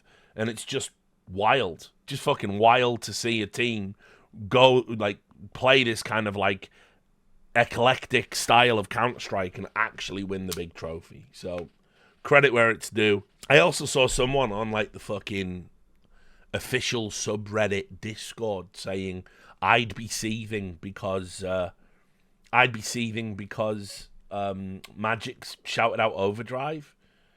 Why would that be true? Like, he's not a journalist. He's an attention-seeking leaker who, by the way, it's so hilarious that after VP went out of the major, he could throw a dart and be right and was still wrong. He was saying Electronic will be out, and they benched Jane. There was only 2 names in contention that were going to go. You got a 50-50 chance. A coin is more right than you. And you fucked it up, so I don't know. But in terms of what he's done for Spirit, nobody can call that into question. Nobody can even necessarily quantify it because he's too busy attention-seeking about all of the other bullshit and wanting to be a leaker, which is super inappropriate when you work for an organization, right? But the work he's done with Spirit, I wish he would talk more about that, frankly. Like, we know, because obviously it got brought up again. It wouldn't surprise me if he's going to try and take credit for it. But he was one of the guys who was, like, you know, helping Donk when can you practice with us? You know, this kind of stuff. So, I mean, listen, credit where it's due. I'll always give credit where it's due. So, yeah, I'm definitely not seething that someone at Spirit shouted out a co-worker after winning the major. Why would that be a thing? It's by the same token, if you were to ask me, hey, Richard, who should win the HLTV Streamer of the Year award? I would say Onapixel, even though I think, as you know from the podcast I did a couple of days ago, I don't think what he did with Drillers was particularly healthy for the game, and it could have been catastrophically bad for the Shanghai major, and it's very cynical, and I don't necessarily like what he represents, but in terms of impact of all the CS streamers, it's a no-brainer. You know, you just gotta just be honest. It's not difficult, although you would think it is. But anyway, yes, that was the major. And so, like I said, I think one of the better ones. It's definitely in the top end. Great moments. The worst post-match ever in any major, which Boomich is like, thank God it ain't me anymore, because that was excruciating. But it was a great event, and also it shows that the VRS is also the truth. We got really good playoffs in Copenhagen. We got really good playoffs here. You know, this is what a major should look like. We get rid of the RMRs as well next year. No more flukes. No more fucking cynical nonsense. No more TSMs. Hey, we're picking up an AUG. We're back, guys. Hey, everyone, we're back. Did we get the sticker money? No, fuck me. No sticker money. Right, we're out again, guys. See, we promise it wasn't just a cynical ploy to try and fucking offset all the money we lost when FTX got. I suppose I can answer that as a way to put a pin in it. Could it have been improved? A lot of people are going to say final should be best of fives. Kind of on the fence about this one. There's a lot more to fix than having best of fives in the final. So, for instance, a much bigger thing, a much more important thing at this moment in time is to acknowledge pistol rounds must go. No place for them in MR12. They've got to go, Wobby. Pistol rounds, out. I've been saying it for years. I was saying it in CSGO. Why is there just a round where we run at each other with guns we might not use for the rest of the fucking game? And I don't want to hear, oh, but pistols are a skill, Richard. It's a skill. It's like the knife round. It's an anachronism. We used to do these things because we didn't have a config that would just enable us to do these things. It was how we used to solve problems back in the day. We ported some of this across. I was there at the start of competitive TF2, and one of the things people used to do is they'd all pick a heavy and they would have a punch off. It was like, what are we doing here, guys? It's like, let's just toss a fucking coin or something. But it was like, what we were trying to do was reduce randomness. And so now, in MR12, you have 2 rounds that are so disproportionately important because they can essentially be worth 6. That's like a quarter of the game. So you get rid of that. You have 10k start money. You're still going to get ecos. So people on there. But pistols are a skill too, Richard. Great. We're still going to see pistols. But we're going to have more gun rounds. And I do not want to see teams winning MR12 maps by winning 2 pistols and fewer gun rounds. That is trash. That isn't a true reflection of who was better on the day. We can simply eliminate them. And by the way, if I'm Valve, you know what I do? You can have the option when you fucking queue up, so all the pistol cells can still have pistols in some of their games, and maybe Premier mode, you don't have pistols, because Premier is meant to emulate the competitive experience, but when you play in a map, you could choose pistols on or off. In fact, actually, Valve, why not give us the choice? Why not have MR12, MR9, MR15? Why can't we just actually customize what kind of game we queue up for? Wouldn't that be cool?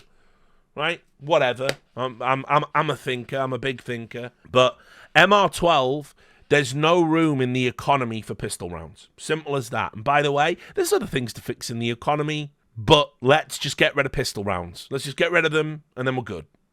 We can have a discussion about what we fix after that. But pistol rounds, get them out.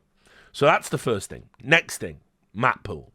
Gotta really fix this map pool up. All the people who hated on Mirage, and I said Mirage will always serve you a good game of Counter-Strike, I'm right, you were wrong. As always, it simply bangs at the competitive level. It fills the void of being a slugfest that Dust 2 used to be. Dust 2 is a bit more technical these days, but at the end of the day, it still serves up good CS, doesn't it? Never say that about Vertigo. Vertigo, walk forward, choke point. Walk right, choke point. Sit in, choke point, stare at, smokes. I've certainly seen exciting games on Vertigo, very rarely, it must be added, but I've never seen a great game on Vertigo. Never, not once. We're still waiting, and so I'm so glad it's gone. Get rid of it. It's a crock of shit. Let's get back, while we're at it. Let's speed up this fucking cash. I'd certainly like to see Tuscan train straight into the map pool, please. So yeah, we need better maps. We need at least 2. I'd make some pretty drastic changes. I think the map pool, it's not just Vertigo. Vertigo's just the obvious symptom. I know everyone's playing Anubis and Ancient right now. I could be tempted to add more maps and get rid of this crazy notion of we just have a permaban, which feels like, isn't this meant to be a tactical esport? And you've just got a permaban. There's just one map you don't learn. But, cash I would have that back, no problem. No questions asked. But I could even be tempted to say increase the map pool. Regardless, a bigger problem is, Vertigo, but it's certainly the pistol rounds. Just get rid of them. Then, let's have the discussion. Best of 5 with MR12. Everyone loves the best of 5 that you can have. Everyone loves the best of 5 where it's like the attritional back and forth 3-2. Everyone loves that best of 5. The best of 5 you don't love is 2 stompy maps and then a third map that's also stompy that wouldn't have been played. One team clearly better than the other, and you're just delaying the inevitable. No one likes that. So, for me, I was always against best of 5s back in the CSGO era, particularly the last 2 years of CSGO, where games lasted forever and it had become insufferable and the save meta was in play. No, thank you. Less maps, actually. Or should I say, fewer maps, actually. Don't want to see another map of this garbage. I don't care what map it is. It's trash. This is not Counter-Strike. Watching 5-man saves is not Counter-Strike. That is not what you should be doing in the game, and any game that encourages it is fucked and needs to be fixed. That's not what CS is. So, yeah, definitely was against them in CSGO. CS2, though, with MR12, and I'd imagine a delicious, spicy MR12 with no pistol rounds. Ooh, yeah, you could win me over with that. I don't think necessarily it's a given, because obviously there are certain teams that would be affected by MR12, and maybe that is, by best of 5s, and maybe that is or isn't fair. I don't know. But certainly, if you fix the pistol rounds, fix the map pool, yes, let's have best of 5s. Until you do those things, I'm still out on best of 5s. I don't think the extra maps will add a lot of excitement when the extra map is there's a chance Vertigo gets through, or it's a Dust 2 decider because no one really wants to play anything else, or you know what I mean? There's not a lot of value in that. And also, because of the levels of variance that pistol rounds bring, I certainly think more maps is more variance, and therefore not necessarily good. So yeah, best of 5s when we get pistol rounds out. Then yes, absolutely. Count me in all of the way. But ultimately, I thought it was a good major overall. I think there would have been, very few areas for improvement, ones which are highlighted. I think CS2's in a much better place going into 2025 than it was coming in, obviously. I did see that thing about the bug. Did a bug cost FaZe the major? I mean, it's fucked that there's bugs in the game, and that one certainly was a potentially round-losing bug. Probably best to not necessarily get into the minutiae on that one. So yeah, I don't know. But overall, good major. Had a great time. Probably not going to get to work another major now for a while. I don't think Blast will ever hire me because I've criticised Blast, so I don't think I'm doing Austin. No one's reached out to me. And I think the one after that is Star Ladder in Budapest, right? Has that been announced? Anyway, if it hasn't, I've just announced it by accident. But if it has, I thought it had. But yeah, and I don't think Star Ladder would hire me, because I think they think I'm pro-Russian or something. So, which I don't understand, but whatever. So I'm definitely out for I'm out for at least 2, I would say. Although, you know, anything's possible, and certainly a lot of people were positive about my work and my contribution this time around. In fact, this was somewhat hilarious. After talking a little bit about Spirit while we went into the finals, somebody did make a hate thread about me. I never get the praise threads, but that's fine. No praise just means that basically is a compliment in esports. This was this was 14 minutes after the final. So it was 40 minutes after we closed the show. So keep in mind, right, I've done the wrap up. I gave a nice little speech at the end about how in 2025 Counter-Strike stays winning, and that we'll see you there next year and all this. Did a little on the fly kind of spiel thing. And for some reason, somebody posted this. Richard Lewis is the most annoying motherfucker. Bro has to jump into negativities and play devil's advocate in every situation.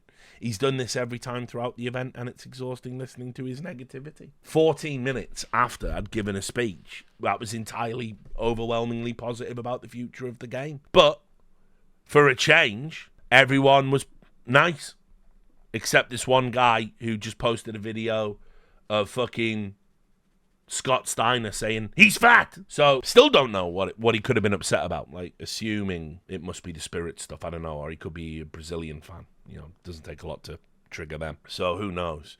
Oh, that guy had G2 flair before, did he? And he's changed it to Spirit. Yeah, well, many such cases. But yeah, so listen, I enjoyed it. I enjoyed the major. I hope you all enjoyed it as well.